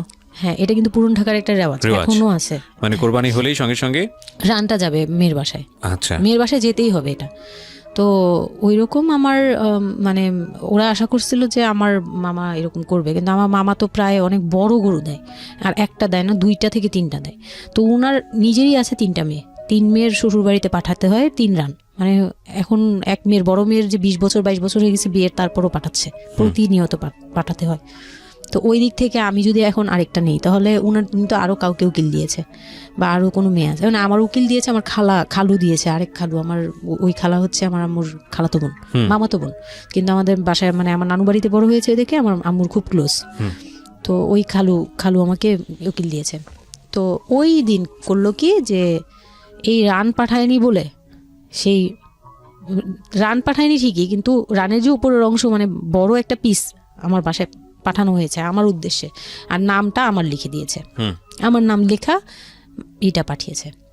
তো ওই মাংসটা রেখে যখন চলে গেছে না আমার ভাই, তার ছোট বোন, আমি তখন মানে দেখলাম যে মানুষ কতটা হিংস্র হলে পরে এরকম ফেস হয়। আমি তো চুপ করে বসে আছি, আমি কিছুই মাথায় নেই যে এটা নিয়ে যে কী হবে, আমি বুঝিই নেই বিষয়টা। সে মাংসটা ধরে রাস্তায় ফেলে দিছে ঈদের দিন রাস্তায় ফেলে, এই মাংসে কেন ওর নাম লেখা থাকবে? তাহলে এই যে আমরাও তো ভাগ্নি, মানে আমরাও ভাগ্নি, আমাদের বাড়িতে আমার মাংস আসছে, ওর নাম দিয়ে আসছে, তাহলে রান আসলো না কেন? দোষ হয়ে গেছে, এটা খুব বড় অন্যায় হয়ে গেছে। ভয়ানক। আমি ভয়ানক বলছি এই কারণে যে আমাদের সমাজে কিছু কালচার আছে যেগুলো আসলে মেয়ের বাড়ি থেকে পূরণ করা হয়, ধরে নেওয়া হয়, বা ছেলের বাড়ি থেকেও। সেটা পাঠ্য বইয়ে তো থাকে না এগুলা, মানে কালচারে আছে, এগুলো শুনতে ভালো লাগে, কিন্তু প্র্যাকটিসের জায়গা থেকে যদি এটা অত্যাবশ্যকীয় নিয়ম হয়ে যায়, কখনো কখনো যেটা কতটা ভয়ানক পেইনফুল হয়। কান্ট ইউ এভার ইমাজিন যে বাবার সামর্থ্য নাই, তারপরে তাকে চিন্তা করতে হচ্ছে যে আমার মেয়ের বাড়িতে একটা রান পাঠাতে হবে, আমার কোরবানি দেওয়ার সামর্থ্য নাই, এই রান পাঠানোর জন্য আমাকে কোরবানি দিতে হচ্ছে। মানে আমাদের এই ব্যাড প্র্যাকটিসগুলা কতটা ভয়ানক হয়ে গেছে আমাদের সমাজে, এবং ইনফ্যাক্ট এগুলো নিয়ে কেউ কখনো কথা বলে না। এগুলো নিয়ে কথা বলা উচিত। একটা মানুষ, একটা সোসাইটি চেঞ্জ হবে কিভাবে, একটা মানে পুরো কমিউনিটি চেঞ্জ হবে কিভাবে, একটা রাষ্ট্র চেঞ্জ হবে কিভাবে, এই ছোট আমরা তো সব জায়গাতেই পয়জনাস। এই ছোট ছোট বিষয়গুলো যদি চেঞ্জ না হয়, আমরা যে এত ডিগ্রি নিচ্ছি, প্রতি বছর পিএইচডি, ভুরি পিএইচডি বের হচ্ছে, ডক্টরেট, হ্যাঁ, আমাদের বিশ্ববিদ্যালয়ে ভরে যাচ্ছে, আমাদের ছেলেমেয়েরা গোল্ডেন A+, আমাদের পাশের হার বাড়ছে, কিন্তু এই সব যে মানে খোরা কালচার, ল্যাংড়া টাইপের কালচার, এগুলোর যে পরিবর্তন হচ্ছে না, বা এগুলো নিয়ে যে কেউ কখনো কোনো কথা বলে না, এগুলো নিয়ে না পত্রপত্রিকায় কথা হয়, না কোনো মিডিয়াতে কথা হয়, অথচ এগুলো আমাদের জীবনটাকে পঙ্গু করে দিচ্ছে, এবং এগুলো নিয়ে কেউ কখনো কথা বলে না। আমরা যৌতুক নিয়ে কথা বলি, এবং যৌতুক একটা ঘাতক ব্যাধি, আমরা যৌতুক মোকাবেলা করতে পেরেছি, কিন্তু এই কালচারের মধ্যে যে যৌতুক ঢুকে বসে আছে, সেটা নিয়ে আমরা কেউ কখনো কথা বলি না, এবং এগুলো নিয়ে কথা বলা উচিত। কথা নইলে আমরা আসলে কিওর হব কিভাবে? আমরা যে বলি যে আমাদেরকে শুদ্ধ হতে হবে, আমরা মানুষ হিসেবে ভালো হতে হবে, বাট হাউ? আমাদের তো রন্ধ্রে প্রবলেম। সো প্রবলেমটাকে প্রবলেম বলা উচিত, অ্যাটলিস্ট কাউকে না কাউকে তো স্পিক আউট করতে হবে, এবং স্পিক আউট করলে তাহলে এই প্রবলেমগুলো সামনে আসবে, এবং সামনে আসলে এগুলো নিয়ে কিওর নিয়েও মানুষ কথাবার্তা বলবে। আমি তো জীবনে কোনোদিন শুনিও নাই, আমি জানি না পুরান ঢাকার এই কালচার যে মেয়ের বাড়িতে রান পাঠাতে হয়, এটা এখনো আছে, এবং এটা নিয়ে মোটামুটি মারামারি বাঁধার মতো অবস্থা। হ্যাঁ, এটা নিয়ে মানে এটা কোনোভাবেই মিস করা যাবে না, এরকম অবস্থা। তো আমার বাসায় কিন্তু রান আসছে, আমার বাসায় পরে রান আসছে। ওকে, ওইটা ছিল ঈদের দিন। হ্যাঁ, ঈদের দিন তারা আমাকে খুব ব্যাডলি কথা শুনাইছে। আমাকে সামনে বসিয়ে রেখে, মানে 4-5 ভাই বোন একসাথে বসে যেরকম মিটিং, মনে হয় আমি অনেক বড় একটা পাপ করে ফেলছি তার ভাইয়ের কাছে বিয়ে হয়ে। আমার পাপ হয়েছে যে আমি নাকি তার ভাইকে কিভাবে ভুলিয়ে ভালিয়ে, আমি তখন ভুলাবো কি, আমার তো ভালানোর প্রশ্নই আসে না। আমি তখন মনে মনে মানে হাসিও পাচ্ছে, আমি অবাক হচ্ছি যে এগুলো কি বলতেছে, আমি নাকি তাদের ভাইকে হাত করেছি, এই টাইপের কি কথা বলতে, মানে আমি এখন বলতে পারবো না বুঝিয়ে। তো এগুলো বলছে, তো আমার কাছে খুব মনে হচ্ছে যে আমি কান্না করতেছি, খুব কান্না করছিলাম। তো কান্না করার পরে আমার যে হাজবেন্ড ছিল, সে কেমন একটা লোক যে সে এটাও বললো না যে মাংসটা তুলে নিয়ে আসি। এটা তো একটা মানে বলতে গেলে কোরবানি দেওয়া হয়। বাই দ্য ওয়ে, আপনার শ্বশুর বেঁচে ছিল না? না, আমার শ্বশুর শাশুড়ি দুজনই মারা গিয়েছে। তো তার মানে ওই পরিবারের মূল হর্তাকর্তা হচ্ছে আপনার হাজবেন্ডই? হ্যাঁ। আচ্ছা। তো তখন সে ওই মাংসটা নিয়ে আসলো না, ভাই বোন ফেলে দিছে, সেও তাদের সাথে তাল মিলাচ্ছে। কিন্তু আবার আমাকে সরাসরি কিছু বলছে না, কিন্তু কুকুর কামড় দেওয়ার কথা, কারণ পুরান ঢাকায় তো কুকুরের অভাব নেই রাস্তাঘাটে, আমি যেটা দেখি। না, ওইগুলির ভিতরে নাই, ছিল না, ওইগুলিতে ছিল না, থাকলে হয়তো। আর এগুলো করলে তো আপনাদের যে কালচারটা, সেটা হচ্ছে পুরান ঢাকায় একটা জিনিস খুব ভালো লাগে, একটা ফ্যামিলির খবর আরেকটা ফ্যামিলি জানে, যে এই ফ্যামিলির পরিবারে কি হচ্ছে, এই পরিবারে কি হচ্ছে। আশপাশে তো খুব মানে ওরা তো খুব লাগানো বাড়ি ঘর, তো সবাই শুনে, এক দেয়াল দুই বাড়ি। তার মানে এগুলো নিয়ে কত কানাঘুষা তো হচ্ছিল নিশ্চয়ই। পুরো এলাকা, আমি যে কি পরিমাণ মানে লজ্জা, মানে অনুতাপ আমাকে মানে এমন বানিয়ে ফেলছে যে আমি ওই বাড়িতে শুধু ক্লাস 9-এ পড়ুয়া একটা মেয়ে, যেখানে তার মানে রঙিন স্বপ্ন নিয়ে ডানা মেলে বাঁচার কথা, এবং ঢাকাতে বড় হয় একটা মেয়ে, ক্যান্ট ইউ এভার ইমাজিন? সেই মেয়েটার ঈদের সময় আমরা সাধারণত দেখি যে সকালে একটা ড্রেস পরবে, দুপুরে একটা পরবে, রাতে একটা পরবে, বান্ধবীদের সঙ্গে ঘুরে বেড়াবে, এবং মানে পাংখা যেটাকে বলে ওইরকম একটা এইজ। সেই সময়টাতে তার মাংস নিয়ে টানাটানি শুরু হয়েছে, এবং তার বাড়িতে মাংস আসলো কিনা সেটা নিয়ে টানাটানি শুরু হয়েছে, এবং সে মহল্লায় বেরোতে পারছে না নিজের মুখ, এবং এভরি নাইট তার উপর ফিজিক্যাল টর্চার। এবং ক্যান ইউ এভার ইমাজিন যে আমাদের সমাজের মেয়েরা, নারীরা কতটা সহ্য করে? কেউ কেউ সুবিধাভোগী অফকোর্স, কিন্তু ম্যাক্সিমাম ফেসটাই হয়তো বা এরকম। এবং এই জন্য নারী নির্যাতন বলে যে শব্দটা না, আসলে এটার যে ব্যাপ্তি, মানে এটার যে কতটা ভায়োলেটিভ হতে পারে, এটার ভেতরে না ঢুকলে আসলে বোঝা যায় না। তারপর কি হলো? তারপর ওই দিন গেল, ওই দিন ওই মাংসটা আমার ওই যে মেঝো দেবর, যে উনি আবার একটু অন্যরকম ছিল, উনি পড়ালেখা করেনি, উনি খুব রাফলি কথা বলতো, উনি জুতার ব্যবসা করতো। তো এমনিতে মেন্টালিটির দিক থেকে বলতে গেলে অনেকে থাকে না যে পড়ালেখা না করেও শিক্ষিত, অনেকে এরকম থাকে, কিন্তু মানে সে পুরোপুরি মানে শুদ্ধ ভাষায় কথা বলতে পারে না, যে একটা লোক খুব ঢাকাইয়া ভাষায় পুরোপুরি গালাগালি, বলতে গেলে প্রত্যেকটা কথার আগে পিছনে একটা করে গালি থাকে এরকম। কিন্তু তারপরেও না, তার মেন্টালিটি আমার ভালো লাগতো। ইভেন নাও আমি এখনো চিন্তা করি যে আমার ওই ভাইয়া অনেক ভালো, ওই দিক থেকে। তো উনি আসছে, উনি এসে এরকম দেখে বাসায় মাংসটা নিয়ে এসে রেখে তারপর খুব গালাগালি করে খুব বাজেভাবে ভাই বোনদের বলল যে তোরা আসলে মানুষই না, তোরা মানুষ হইলে এই ধরনের এই সিচুয়েশনটা ক্রিয়েট করতি না। মানে উনি ওনার মতো করে বলছে গালাগালি করে, যে এইরকম মানুষ করে, তোরা কি ছোট লোক, জীবনে কি কখনো এগুলি দেখোস নাই, বা এগুলো কি কখনো খাস নাই, বা এখনো কি পাস না? এরকম করার কি আছে? ওর বাসা থেকে আসলে খাবি? এরকম মানে এইভাবে খুব বাজে বাজে 2-4টা কথা বলছে। তারপর তারা গিয়ে ঠান্ডা হয়েছে, আর আমার বলতেছে তুমি এখানে বসে বসে ওদের দৃশ্য দেখতেছো কেন, তুমি উপরে যাও। তখন তার বউর আবার একটু জেলাস হলো যে আমার প্রতি তার কেন এত টান। মানে ওই দিক থেকে আবার মানে ওইটা ওইভাবে দেখলো না যে ভাই হিসেবে বোনকে সেভ করলো, এরকম না। আমি কিন্তু এইভাবে নিয়েছি যে মনে হচ্ছিল যে আমার বড় ভাই, এটা ওদের ভাই না, আমারই বড় ভাই, আমাকে সেভ করলো। আমার কাছে এত ভালো লাগছে, আমি কিছু হলেই বলতাম ভাইয়ারে, যে বলতাম ভাইয়া দেখেন না আমার সাথে এটা বলতেছে, সাথে সাথে নেমে এই কে ওরে গালাগালি করছে, উনি তো গালাগালি শুরু করে দেয়। আর উনারে সবাই ভয় পেত, মানে আমার হাজবেন্ড ভাই বোনের সাথে তাল মিলাতো, আর উনি ছিল একটু ডিফারেন্ট। তো কিছু হলেই উনি বাসায় আসার অপেক্ষায় থাকতাম, উনি আসলে উনারে বলবো। একদম সিঁড়ি দিয়ে ওঠার সময় নামার সময় ভাইয়া আজকে আমার না এটা বলছে, এই সাথে সাথে ভালো হলি, মানে উনি মোটামুটি আমাকে সেফ রাখতো। আর ছোট যে দেবরটা ছিল, ও হচ্ছে একদম কোনো কথাই বলে না, চুপচাপ, ইয়েস নো কিছুই বলে না, চুপচাপ। সে আবার ছিল স্কুল টিচার, মানে ওই পুরো ফ্যামিলিতে ওই এডুকেটেড ছিল, মাস্টার্স কমপ্লিট করা আর কি। ও একটা খুব ভালো সাইড বেছে নিয়েছে যে কথা বলে এখানে লাভ হবে না। হ্যাঁ, সে একদম চুপ, নিরপেক্ষ। কারণ তাদের সাথে বলতে গেলে ভাই বোনের সাথে দ্বন্দ্ব হবে, তা আরেকটা দিল একদম, মানে আরেক ধোলাই দিল সবাইকে, যে ছোট লোক। এখন বল যে ও বাসায় ফোন করে বলছে বা বাসায় গেছে, ও তো কালকে থেকে বাসায় যায়নি, ওর হাত তো ফোনও নাই, ফোন নিলে তোদের কাছ থেকে তো নিতে হবে, তখন আমার হাতে ফোন নাই, তো ও তো বাসায়ও যায়নি। এখন বল যে এটা ও বলছে তারপর ও পাঠাইছে, তোরা এত ছোট লোক কেন, মানে ভাই বোনরাই বলতেছে। তো ওরা তো আর কিছু, এটা পাঠানো তো এটা উচিতই, এটা ওদের উচিত, এই সেই, এটা না, মানে সে তারা তারপরও ছোট হচ্ছে না, তারা মনে করতেছে এটাই করা উচিত ছিল, এটা না করলে আরেকটা কথা শুনাইতাম, এরকম বলতেছে উল্টা। তো এইগুলো করার পরে আমিও আর এগুলা মাথা থেকে ফেলে দিলাম, ভাইয়াও বলে টলে চলে গেল। আর আমার হাজবেন্ড যে ছিল সেও খুব খুশি, সে মানে আমার বাসা থেকে পাঠাইছে এই সেই। তো বিয়ের 4 মাস পরে মেইন পার্ট যেটা, যে আমি কনসেপ্ট করি, তখন আমি বুঝতে পারি না কনসেপ্ট করার, 13-14 বছর বয়সে। হ্যাঁ, তখন আমি স্কুল যাতায়াত করতাম, রেগুলার না, আচ্ছা, মাঝে মাঝে রেগুলার, মানে মাঝে মাঝে বলতে আমি চাচ্ছিলাম কি পড়াটা রানিং থাকুক, এক্সামগুলো দিব আর বাসায় থাকবো। আর বাসা থেকে যখন স্কুল ড্রেস পরে বেরোতাম, আমাকে সবাই মিলে কি যে বলতো, মানে বলার মতো না, এগুলো অকথ্য ভাষা বলতে গেলে, যে মানে নোংরা নোংরা কথা বলতো। তো যাই হোক, ওগুলো আমি কানেও নিতাম না। আমি বলতাম না আমি স্কুলে যাব।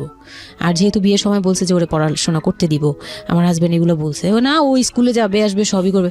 পরে গিয়ে বলে কি তুমি বাড়ির বড় বউ, তুমি যদি স্কুল ড্রেস পরে স্কুলে যাও কেমন দেখা যায়? আমি তো বোরকা পরতাম। তো বলে না স্কুলে গিয়ে তো তোমার বোরকাটা খুলতে হয়, অ্যাসেম্বলিতে দাঁড়াও, ওই যে পিটি করো তোমরা, এগুলো তো আশপাশ থেকে দেখা যায়, এলাকার ভিতরে স্কুল। আমার আমার অসম্মান, এটা তার অসম্মান হয়ে যায়। উনি পড়াশোনা করেছেন আপনার হাজবেন্ড? না, উনি ক্লাস 5 পর্যন্ত পড়ে আর পড়াশোনা করেন। রাইট, ওনার জন্য অসম্মানই হবে এটা। আমি ক্লাস 5 পড়ুয়া যারা আছেন বাংলাদেশ, তাদের সবার প্রতি রেসপেক্ট রেখে বলছি। ক্লাস 5 না, এনার ডিগ্রি পাস করা এরকম অনার্স মাস্টার্স পড়ুয়া এরকম অনেক ছেলে মেয়ে আছেন যারা এই ধরনের মানে আজগুবি ল্যাংরা টাইপ যুক্তি দিয়ে জীবনটাকে চালান। তাদের জন্য এটা আসলে অযুক্তি কি হবে, কিছু করার নাই। হ্যাঁ, তো আমি তখন চিন্তা করছি যে আমি স্কুলে যাব, তো মাঝে মাঝে করতাম কি একটু করেই মানে ম্যানেজ করে যাওয়ার চেষ্টা করতাম, রিকোয়েস্ট। বিষয়টা যদি এরকম হতে ধরেন, আমি জানি না, প্রথমত যেটা ঠিকই হয়নি, মানে কোনো কিছুই ঠিক হয়নি, শুনছি আর মেজাজ খারাপ হচ্ছে আসলে। মানে কোনো কিছুই ঠিক হয়নি, তারপরেও যদি খারাপের মধ্যে ভালোটা চিন্তা করি যে ঠিক আছে, এত কিছু একটা মানুষের এত খারাপ, একটা দিক তো ভালো থাকতে পারে না। ওর ওয়াইফকে সে সাথে করে নিয়ে, ঠিক আছে তোমার স্কুলে চলো আমি তোমাকে পৌঁছে দিয়ে আসি, স্কুলে পৌঁছে দিয়ে আসলো, স্কুল থেকে নিয়ে আসলো। কিছু জিনিস হয়তো ওনার আত্মসম্মানে লাগবে, যেহেতু উনি বেশি দূর পর্যন্ত লেখাপড়া করেনি, উনি অনেক কালচারের সাথে অভ্যস্ত না। এতটুকু হলেও তো ও নিজের মনটাকে বুঝ দিতে পারতো যে না, আমার হাজব্যান্ড আমাকে কেয়ার করে।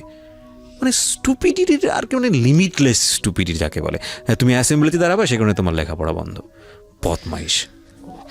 তারপর স্কুল বন্ধ করে দিল। না, তখন আমি কনসেপ্ট করি, আমি বুঝতে পারিনি। আমার তখন টেস্ট পরীক্ষা চলছে স্কুলে। তো পরীক্ষা দিতে দিতে আমার মানে শারীরিক পরিবর্তন খেয়াল করলাম, যে আমার বমি লাগতেছে খুব, মানে বইয়ের দিকে তাকাতে পাচ্ছি না, খাতার দিকে তাকাতে মানে মাথা কেমন করতেছে। তখন ক্লাস 9-এ। তখন আপনি জানেন না আপনি কনসিভ করেছেন? না, তখনও মানে এইটার সিমটম ফার্স্ট।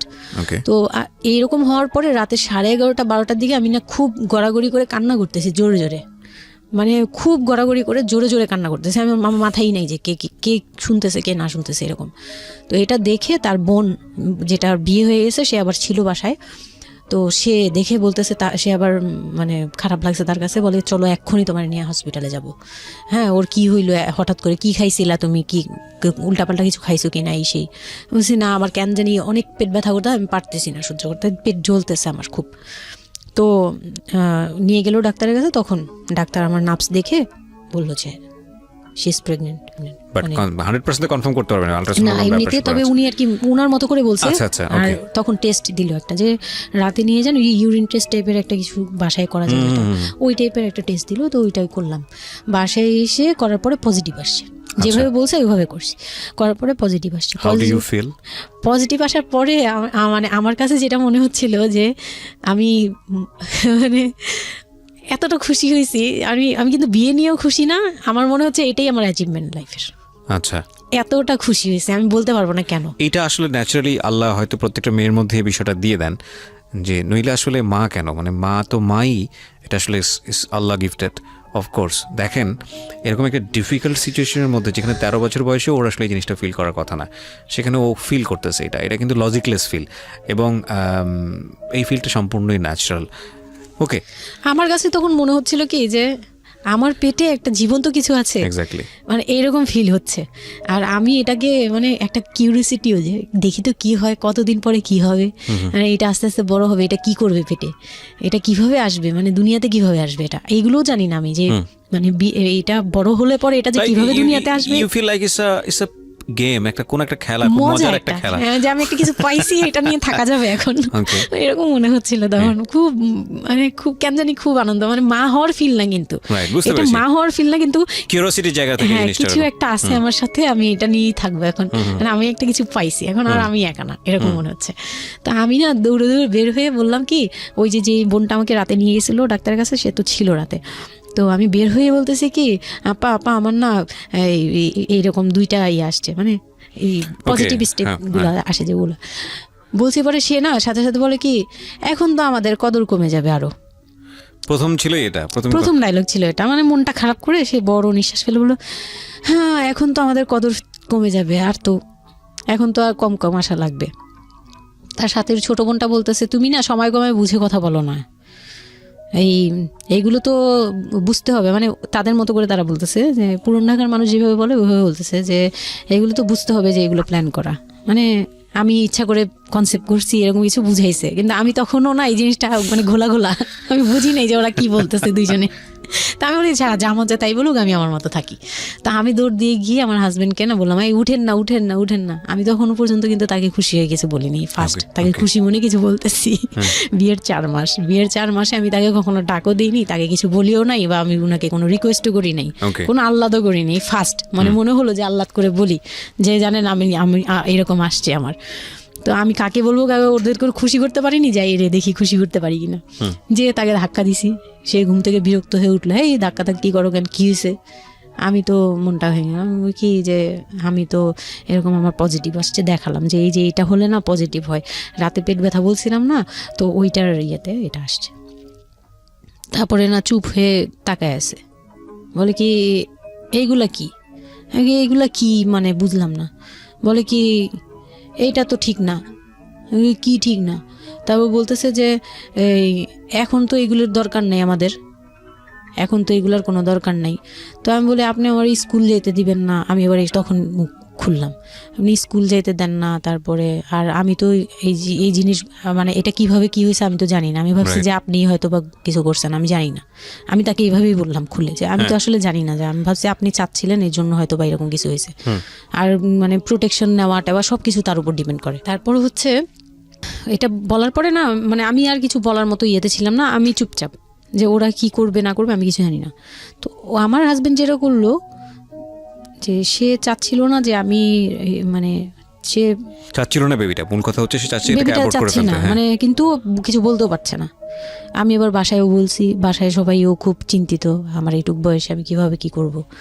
আর এদিক দিয়ে আমি এবার কিছুই বলছি না, আমি আমার মতো করে চলছি, নর্মাল লাইফ কাটাচ্ছি। আমার কোনো শারীরিক পরিবর্তন তেমন আসে নাই, সত্যি কথা বলতে শুধু একটু মানে কিছু কিছু খাবার আছে একটু বাজে লাগতো, এই ছাড়া আমার সবই নর্মাল। আমি নর্মাল ওয়েতেই আমি ওই ওষুধ খাচ্ছি রেগুলার, আর হাঁটা চলা করতেছি, লাফালাফি সিঁড়ি বাওয়া কোনো কিছুতেই আমার ইয়ে নেই। আছে ডাক্তার থেকেও কোনো ধরনের কোনো কন্ডিশন দেয়নি? না, ডাক্তার দিয়েছে, ডাক্তার ওই যে 2-1টা ওষুধ দিয়েছে। প্রথম কথা হচ্ছে ডাক্তার থেকে যে বাক্যটা আসলে ছিল যে এই 13 বছরের মেয়ের সাথে এটা কিভাবে হলো? ও ডাক্তার, হ্যাঁ। তখন যখন ফার্স্টে ওই দেখলো, তো উনি বললো যে এটা তো আসলে নষ্ট করাটা ওর জন্য রিস্ক।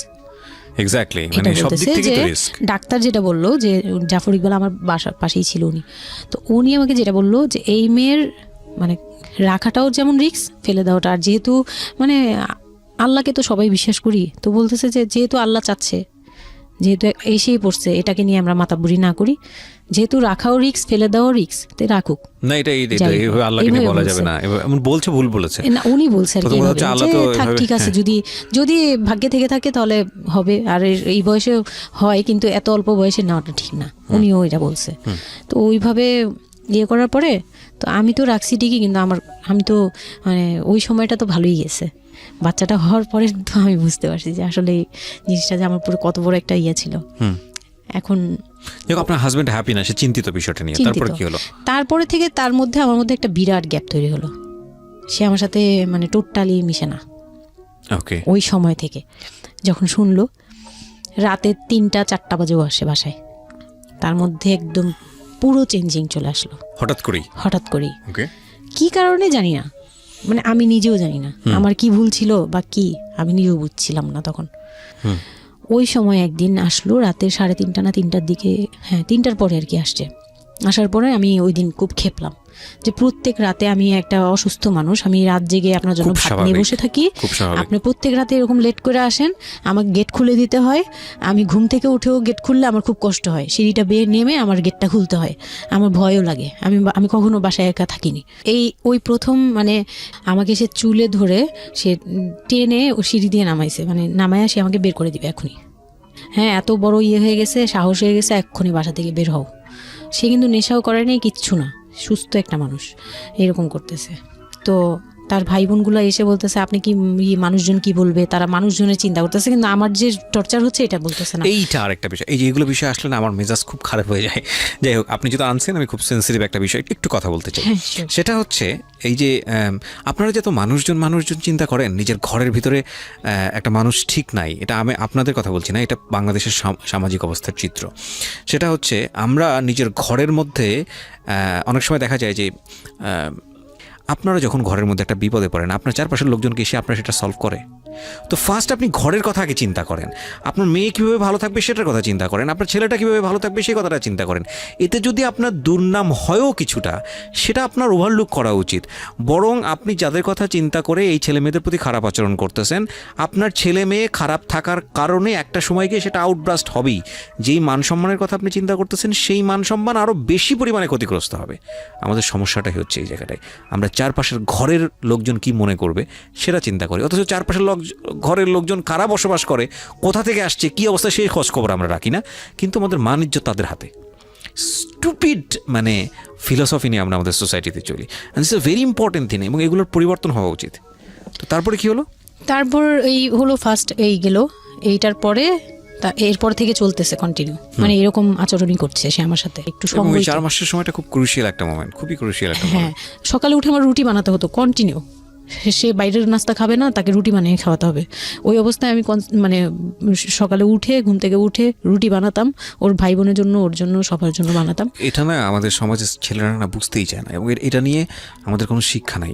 আসলে আমি মানে দেখলাম যে এতটা বড় কিভাবে আমি আমার নিজেকে জড়িয়ে ওই কথাটা বলছি, কারণ আমি তো নিজেও বাবা হয়েছি, আমি নিজে থেকেও বুঝি জিনিসটা।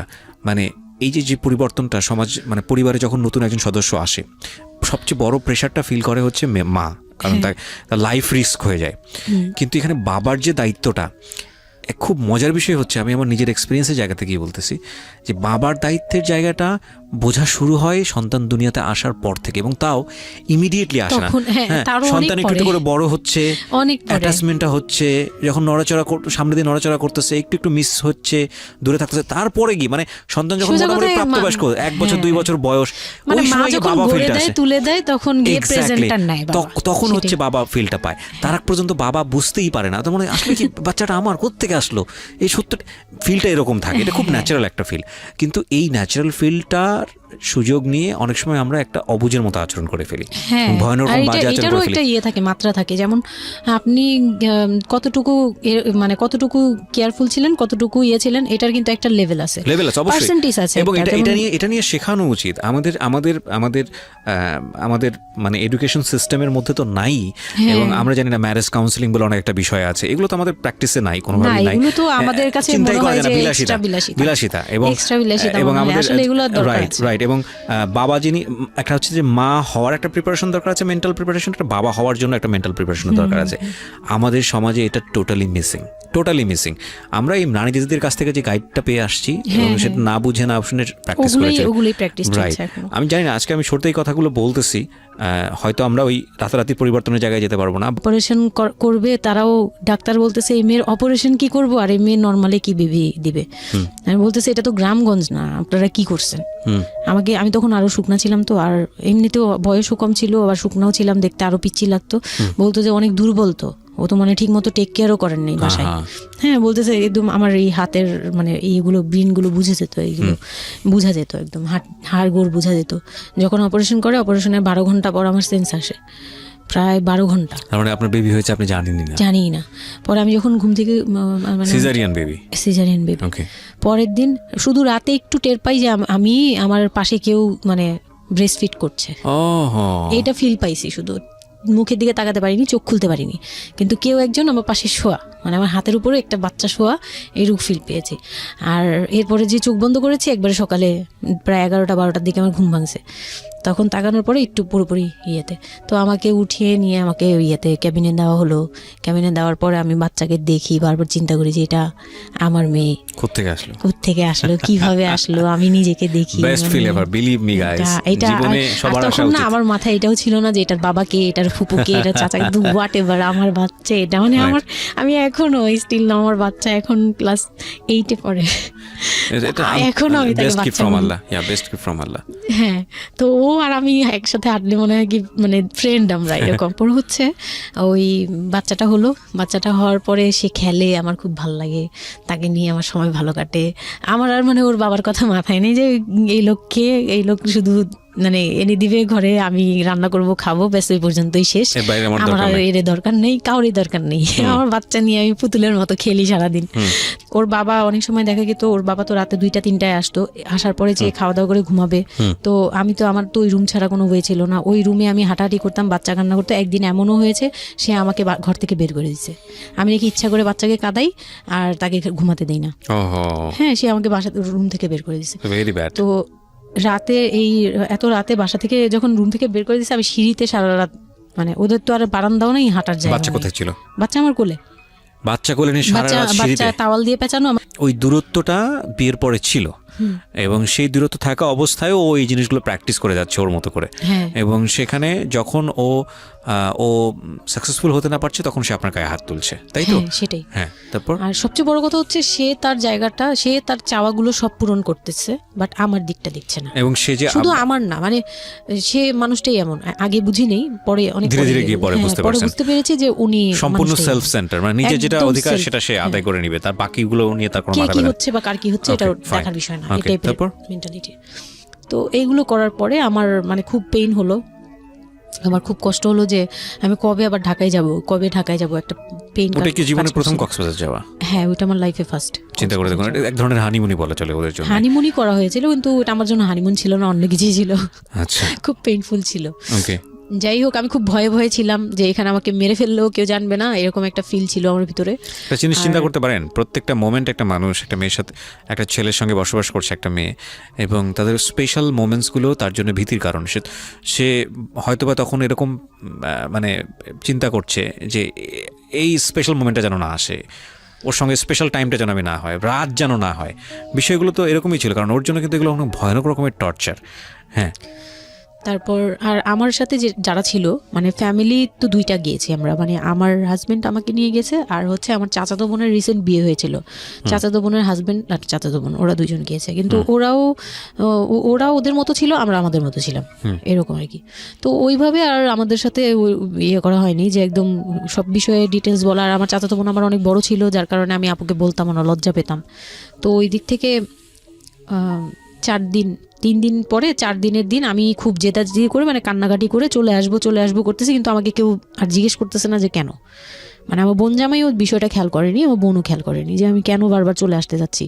হ্যাঁ, এত সুন্দর একটা ওয়েদার, ওরা তো খুবই এনজয় করছিল হয়তো বা, মানে আমি তাদের এনজয়মেন্টে বাধা দিলাম, এরকম আর কি। তো খুব কান্নাকাটি করে ওই রাতেই আমি চলে আসবো। আমি বলছি তোমরা সবাই থাকো, আমি চলে যাই, মানে এইভাবে কান্নাকাটি করছে। আমি থাকবোই না, আমি আর একটা রাত এখানে থাকবো না। আমার কাছে মনে হচ্ছে তাও এলাকার ভিতরে তো থাকবো, যাই হোক, কিন্তু এখন তো আমি বাইরে আছি, অনেক দূরে।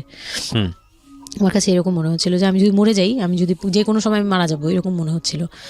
তো আমি ওই সময় বলাতে ওরা সবাই মিলে চলে আসছে, সবার মন খারাপ যে আমার জন্য চলে আসতে হলো তাদের। তো ঢাকায় আসলাম। ঢাকায় আসার পরে ঈদের ছুটির শেষে সে তার মতো করে বিজনেস করতেছে, আমি আমার মতো ঘরে ছিলাম। 2-3 মাস গেল, কোরবানি ঈদ আসলো, প্রথম কোরবানি ঈদ। কোরবানি ঈদের সময় যেটা হলো সেটা হচ্ছে আমার মামার বাসা থেকে মাংস, মানে কোরবানি ঈদের যে মাংসটা পাঠায়, পুরান ঢাকার একটা ইয়ে আছে যে নতুন বিয়ে হলে বাবার বাড়ি থেকে রান পাঠানো হয়, একবারে পুরো একটা রান ধরে পাঠিয়ে দেয়, বাবার বাড়ি থেকে মেয়েদের পাঠায়, মানে কোটাকুটি নেই, রানী পাঠিয়ে দিতে হবে, একদম আস্ত পাঠায়। এটা পুরান ঢাকার রেওয়াজি, একবারে যে কয়টা মেয়ে থাকবে ওই কয়টা রান বাসায় যাবে, মানে ওই রানগুলোর কেউ কাটতে পারবে না, একদম আস্ত পা ধরে দিয়ে দিবে একবারে। আচ্ছা আচ্ছা, ইন্টারেস্টিং তো। হ্যাঁ, এটা কিন্তু পুরান ঢাকার একটা রেওয়াজ, এখনো আছে। মানে কোরবানি হলেই সঙ্গে সঙ্গে রানটা যাবে মেয়ের বাসায়। আচ্ছা, মেয়ের বাসায় যেতেই হবে এটা। তো ওই রকম আমার মানে ওরা আশা করছিল যে আমার মামা এরকম করবে, কিন্তু আমার মামা তো প্রায় অনেক বড় গরু দেয়, আর একটা দেয় না, 2টা থেকে 3টা দেয়। তো ওনার নিজেরই আছে 3টা মেয়ে, 3 মেয়ের শ্বশুর বাড়িতে পাঠাতে হয় 3 রান। মানে এখন এক মেয়ের, বড় মেয়ের যে 20 বছর 22 বছর হয়ে গেছে বিয়ের, তারপরও পাঠাচ্ছে, প্রতিনিয়ত পাঠাতে হয়। তো ওই দিক থেকে আমি যদি এখন আরেকটা নেই, তাহলে উনি তো আরও কাউকে উকিল দিয়েছে, বা আরও কোনো মেয়ে আছে, মানে আমার উকিল দিয়েছে, আমার খালু দিয়েছে, আরেক খালু, আমার ওই খালা হচ্ছে আমার আম্মুর খালাতো বোন, মামাতো বোন, কিন্তু আমাদের বাসায়, মানে আমার নানু বাড়িতে বড় হয়েছে দেখে আমার আম্মুর খুব ক্লোজ। তো ওই খালু আমাকে উকিল দিয়েছে। তো ওই দিন করলো কি, যে এই রান পাঠায়নি বলে, সেই রান পাঠায়নি ঠিকই, কিন্তু রানের যে উপরের অংশ, মানে বড় একটা পিস আমার বাসায় পাঠানো হয়েছে আমার উদ্দেশ্যে, আর নামটা আমার লিখে দিয়েছে, আমার নাম লেখা এটা পাঠিয়েছে। তো ওই মাংসটা রেখে যখন চলে গেছে না আমার ভাই, তার ছোট বোন, আমি তখন মানে দেখলাম যে মানুষ কতটা হিংস্র হলে পরে এরকম ফেস হয়। আমি তো চুপ করে বসে আছি, আমি কিছুই মাথায় নেই যে এটা নিয়ে যে কী হবে, আমি বুঝিই নেই বিষয়টা। সে মাংসটা ধরে রাস্তায় ফেলে দিছে ঈদের দিন রাস্তায় ফেলে, এই মাংসে কেন ওর নাম লেখা থাকবে, তাহলে এই যে আমরাও তো ভাগ্নি, মানে আমরাও ভাগ্নি, আমাদের বাড়িতে আমার মাংস আসছে, ওর নাম দিয়ে আসছে, তাহলে রান আসলো না কেন? দোষ হয়ে গেছে, এটা খুব বড় অন্যায় হয়ে গেছে। ভয়ানক। আমি ভয়ানক বলছি কারণে যে আমাদের সমাজে কিছু কালচার আছে যেগুলো আসলে মেয়ের বাড়ি থেকে পূরণ করা হয়, ধরে নেওয়া হয়, বা ছেলের বাড়ি থেকেও। সেটা পাঠ্য বইয়ে তো থাকে না এগুলা, মানে কালচারে আছে, এগুলো শুনতে ভালো লাগে, কিন্তু প্র্যাকটিসের জায়গা থেকে যদি এটা অত্যাবশ্যকীয় নিয়ম হয়ে যায় কখনো কখনো, যেটা কতটা ভয়ানক পেইনফুল হয়। কান্ট ইউ এভার ইমাজিন যে বাবার সামর্থ্য নাই, তারপরে তাকে চিন্তা করতে হচ্ছে যে আমার মেয়ের বাড়িতে একটা রান পাঠাতে হবে, আমার কোরবানি দেওয়ার সামর্থ্য নাই, এই রান পাঠানোর জন্য আমাকে কোরবানি দিতে হচ্ছে। মানে আমাদের এই ব্যাড প্র্যাকটিসগুলা কতটা ভয়ানক হয়ে গেছে আমাদের সমাজে, এবং ইনফ্যাক্ট এগুলো নিয়ে কেউ কখনো কথা বলে না। এগুলো নিয়ে কথা বলা উচিত। একটা মানুষ, একটা সোসাইটি চেঞ্জ হবে কীভাবে, একটা মানে পুরো কমিউনিটি চেঞ্জ হবে কীভাবে, একটা রাষ্ট্র চেঞ্জ হবে কীভাবে, এই ছোট আমরা তো সব জায়গাতেই পয়জনাস। এই ছোট বিষয়গুলো যদি চেঞ্জ না হয়, আমরা যে এত ডিগ্রি নিচ্ছি, প্রতি বছর পিএইচডি, ভুরি পিএইচডি বের হচ্ছে, ডক্টরেট, হ্যাঁ, আমাদের বিশ্ববিদ্যালয়ে ভরে যাচ্ছে, আমাদের ছেলেমেয়েরা গোল্ডেন A+, আমাদের পাশের হার বাড়ছে, কিন্তু এই সব যে মানে খোরা কালচার, ল্যাংড়া টাইপের কালচার, এগুলোর যে পরিবর্তন হচ্ছে না, বা এগুলো নিয়ে যে কেউ কখনো কোনো কথা বলে না, এগুলো নিয়ে না পত্রপত্রিকায় কথা হয়, না কোনো মিডিয়াতে কথা হয়, অথচ এগুলো আমাদের জীবনটাকে পঙ্গু করে দিচ্ছে, এবং এগুলো নিয়ে কেউ কখনো কথা বলে না। আমরা যৌতুক নিয়ে কথা বলি, এবং যৌতুক একটা ঘাতক ব্যাধি, আমরা যৌতুক মোকাবেলা করতে পেরেছি, কিন্তু এই কালচারের মধ্যে যে যৌতুক ঢুকে বসে আছে, সেটা নিয়ে আমরা কেউ কখনো কথা বলি না, এবং এগুলো নিয়ে কথা বলা উচিত। কথা নইলে আমরা আসলে কিওর হব কিভাবে? আমরা যে বলি যে আমাদেরকে শুদ্ধ হতে হবে, আমরা মানুষ হিসেবে ভালো হতে হবে, বাট হাউ? আমাদের তো রন্ধ্রে প্রবলেম। সো প্রবলেমটাকে প্রবলেম বলা উচিত, অ্যাটলিস্ট কাউকে না কাউকে তো স্পিক আউট করতে হবে, এবং স্পিক আউট করলে তাহলে এই প্রবলেমগুলো সামনে আসবে, এবং সামনে আসলে এগুলো নিয়ে কিওর নিয়েও মানুষ কথাবার্তা বলবে। আমি তো জীবনে কোনোদিন শুনিও নাই, আমি জানি না পুরান ঢাকার এই কালচার যে মেয়ের বাড়িতে রান পাঠাতে হয়, এটা এখনো আছে, এবং এটা নিয়ে মোটামুটি মারামারি বাঁধার মতো অবস্থা। হ্যাঁ, এটা নিয়ে মানে এটা কোনোভাবেই মিস করা যাবে না, এরকম অবস্থা। তো আমার বাসায় কিন্তু রান আসছে, আমার বাসায় পরে রান আসছে। ওকে, ওইটা ছিল ঈদের দিন। হ্যাঁ, ঈদের দিন তারা আমাকে খুব ব্যাডলি কথা শুনাইছে। আমাকে সামনে বসিয়ে রেখে, মানে 4-5 ভাই বোন একসাথে বসে যেরকম মিটিং, মনে হয় আমি অনেক বড় একটা পাপ করে ফেলছি। তার ভাইয়ের কাছে বিয়ে হয়ে আমার পাপ হয়েছে যে আমি নাকি তার ভাইকে কিভাবে ভুলিয়ে ভালিয়ে, আমি তখন ভুলাবো কি, আমার তো ভালানোর প্রশ্নই আসে না। আমি তখন মনে মনে মানে হাসিও পাচ্ছে, আমি অবাক হচ্ছি যে এগুলো কি বলতেছে, আমি নাকি তাদের ভাইকে হাত করেছি, এই টাইপের কি কথা বলতে, মানে আমি এখন বলতে পারবো না বুঝিয়ে। তো এগুলো বলছে, তো আমার কাছে খুব মনে হচ্ছে যে আমি খুব কান্না করছিলাম। তো কান্না করার পরে আমার যে হাজবেন্ড ছিল, সে কেমন একটা লোক যে সে এটাও বললো না যে মাংসটা তুলে নিয়ে আসি। এটা তো একটা মানে বলতে গেলে কোরবানি দেওয়া হয়। আপনার শ্বশুর বেঁচে ছিল না? না, আমার শ্বশুর শাশুড়ি দুজনই মারা গিয়েছে। তো তার মানে ওই পরিবারের মূল হর্তাকর্তা হচ্ছে আপনার হাজবেন্ডই? হ্যাঁ। আচ্ছা। তো তখন সে ওই মাংসটা নিয়ে আসলো না, ভাই বোন ফেলে দিছে, সেও তাদের সাথে তাল মিলাচ্ছে, কিন্তু আবার আমাকে সরাসরি কিছু বলছে না। কুকুর খাওয়ার দরকার, কারণ পুরান ঢাকায় তো কুকুরের অভাব নাই রাস্তাঘাটে, আমি যেটা দেখি। না, ওইগুলির ভিতরে নাই, ছিল না, ওইগুলিতে ছিল না, থাকলে হয়তো। আর এগুলো করলে তো আপনাদের যে কালচারটা, সেটা হচ্ছে পুরান ঢাকায় একটা জিনিস খুব ভালো লাগে, একটা ফ্যামিলির খবর আরেকটা ফ্যামিলি জানে, হ্যাঁ, যে এই ফ্যামিলির পরিবারে কি হচ্ছে, এই পরিবারে কি হচ্ছে। আশপাশে তো খুব মানে ওরা তো খুব লাগানো বাড়ি ঘর, তো সবাই শুনে, এক দেয়াল দুই বাড়ি। তার মানে এগুলো নিয়ে কত কানাঘুষা তো হচ্ছিল নিশ্চয়ই। পুরো এলাকা, আমি যে কি পরিমাণ মানে লজ্জা, মানে অনুতাপ, আমাকে মানে এমন বানিয়ে ফেলছে যে আমি ওই বাড়িতে শুধু ক্লাস 9-এ পড়ুয়া একটা মেয়ে, যেখানে তার মানে রঙিন স্বপ্ন নিয়ে ডানা মেলে বাঁচার কথা, এবং ঢাকাতে বড় হয় একটা মেয়ে। Can't you ever imagine? সেই মেয়েটার ঈদের সময় আমরা সাধারণত দেখি যে সকালে একটা ড্রেস পরবে, দুপুরে একটা পরবে, রাতে একটা পরবে, বান্ধবীদের সঙ্গে ঘুরে বেড়াবে, এবং মানে পাংখা যেটাকে বলে ওইরকম একটা এইজ। সেই সময়টাতে তার মাংস নিয়ে টানাটানি শুরু হয়েছে এবং তার বাড়িতে মাংস আসলো কিনা সেটা নিয়ে টানাটানি শুরু হয়েছে এবং সে মহল্লায় বেরোতে পারছে না নিজের মুখ, এবং এভরি নাইট তার উপরে ফিজিক্যাল টর্চার। এবং ক্যান ইউ এভার ইমাজিন যে আমাদের সমাজের মেয়েরা, নারীরা কতটা সহ্য করে? কেউ কেউ সুবিধাভোগী অফকোর্স, কিন্তু ম্যাক্সিমাম ফেসটাই হয়তো বা এরকম। এবং এই জন্য নারী নির্যাতন বলে যে শব্দটা না, আসলে এটার যে ব্যাপ্তি, মানে এটার যে কতটা ভায়োলেটিভ হতে পারে, এটার ভেতরে না ঢুকলে আসলে বোঝা যায় না। তারপর কি হলো? তারপর ওই দিন গেল, ওই দিন ওই মাংসটা আমার ওই যে মেঝো দেবর, যে উনি আবার একটু অন্যরকম ছিল। উনি পড়ালেখা করেনি, উনি খুব রাফলি কথা বলতো, উনি জুতার ব্যবসা করতো। তো এমনিতে মেন্টালিটির দিক থেকে বলতে গেলে অনেকে থাকে না যে পড়ালেখা না করেও শিক্ষিত, অনেকে এরকম থাকে, কিন্তু মানে সে পুরোপুরি মানে শুদ্ধ ভাষায় কথা বলতে পারে না যে একটা লোক, খুব ঢাকাইয়া ভাষায় পুরোপুরি গালাগালি বলতে গেলে প্রত্যেকটা কথার আগে পিছনে একটা করে গালি থাকে এরকম। কিন্তু তারপরেও না তার মেন্টালিটি আমার ভালো লাগতো। ইভেন নাও আমি এখনো চিন্তা করি যে আমার ওই ভাইয়া অনেক ভালো, হ্যাঁ, ওই দিক থেকে। তো উনি আসছে, উনি এসে এরকম দেখে বাসায় মাংসটা নিয়ে এসে রেখে তারপর খুব গালাগালি করে খুব বাজেভাবে ভাই বোনদের বলল যে তোরা আসলে মানুষই না, তোরা মানুষ হইলে এই ধরনের এই সিচুয়েশনটা ক্রিয়েট করতি না। মানে উনি ওনার মতো করে বলছে গালাগালি করে যে এইরকম মানুষ করে, তোরা কি ছোট লোক, জীবনে কি কখনো এগুলি দেখোস নাই, বা এগুলো কি কখনো খাস নাই, বা এখনো কি পাস না, এরকম করার কি আছে, ওর বাসা থেকে আসলে খাবি, এরকম মানে এইভাবে খুব বাজে বাজে 2-4টা কথা বলছে।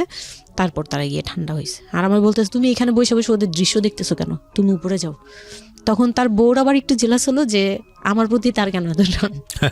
মানে ওই দিক থেকে আবার মানে ওইটা ওইভাবে দেখলো না যে ভাই হিসেবে বোনকে সেভ করলো, এরকম না। আমি কিন্তু এইভাবে নিয়েছি যে মনে হচ্ছিল যে আমার বড় ভাই, এটা ওদের ভাই না, আমারই বড় ভাই, আমাকে সেভ করলো। আমার কাছে এত ভালো লাগছে, আমি কিছু হলেই বলতাম ভাইয়ারে, যে বলতাম ভাইয়া দেখেন না আমার সাথে এটা বলতেছে, সাথে সাথে নেমে এই কে ওরে গালাগালি করছে, উনি তো গালাগালি শুরু করে দেয়। আর উনারে সবাই ভয় পেত, মানে আমার হাজবেন্ড ভাই বোনের সাথে তাল মিলাতো, আর উনি ছিল একটু ডিফারেন্ট।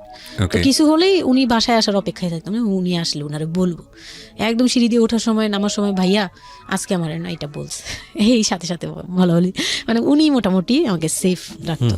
আর ছোট যে দেবরটা ছিল ও হচ্ছে একদম কোনো কথাই বলে না, চুপচাপ, ইয়েস নো কিছুই বলে না, চুপচাপ।